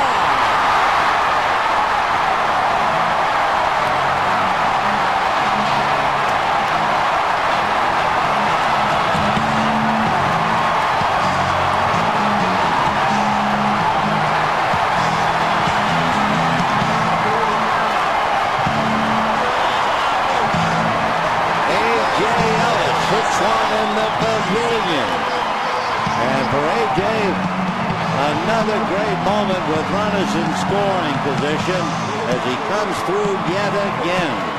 6 runs, 12 hits, no errors for the Dodgers, 3 runs, 7 hits, no errors for the Astros. The losing pitcher would be Wright, who hit Ethier on an 0-2 pitch. It was a fastball over the plate above the knees, and A.J. knew exactly what to do with it. For the Dodgers, Kenley Jansen gets the victory. The Dodgers remain the only major league team without a 3-game losing streak. They snap it at 2. They are also, believe it or not, 8-0 on Saturday, although they almost took Sunday before they got it finished. For the Astros, their 4-game winning streak has come to an end. For A.J., with this crowd still hanging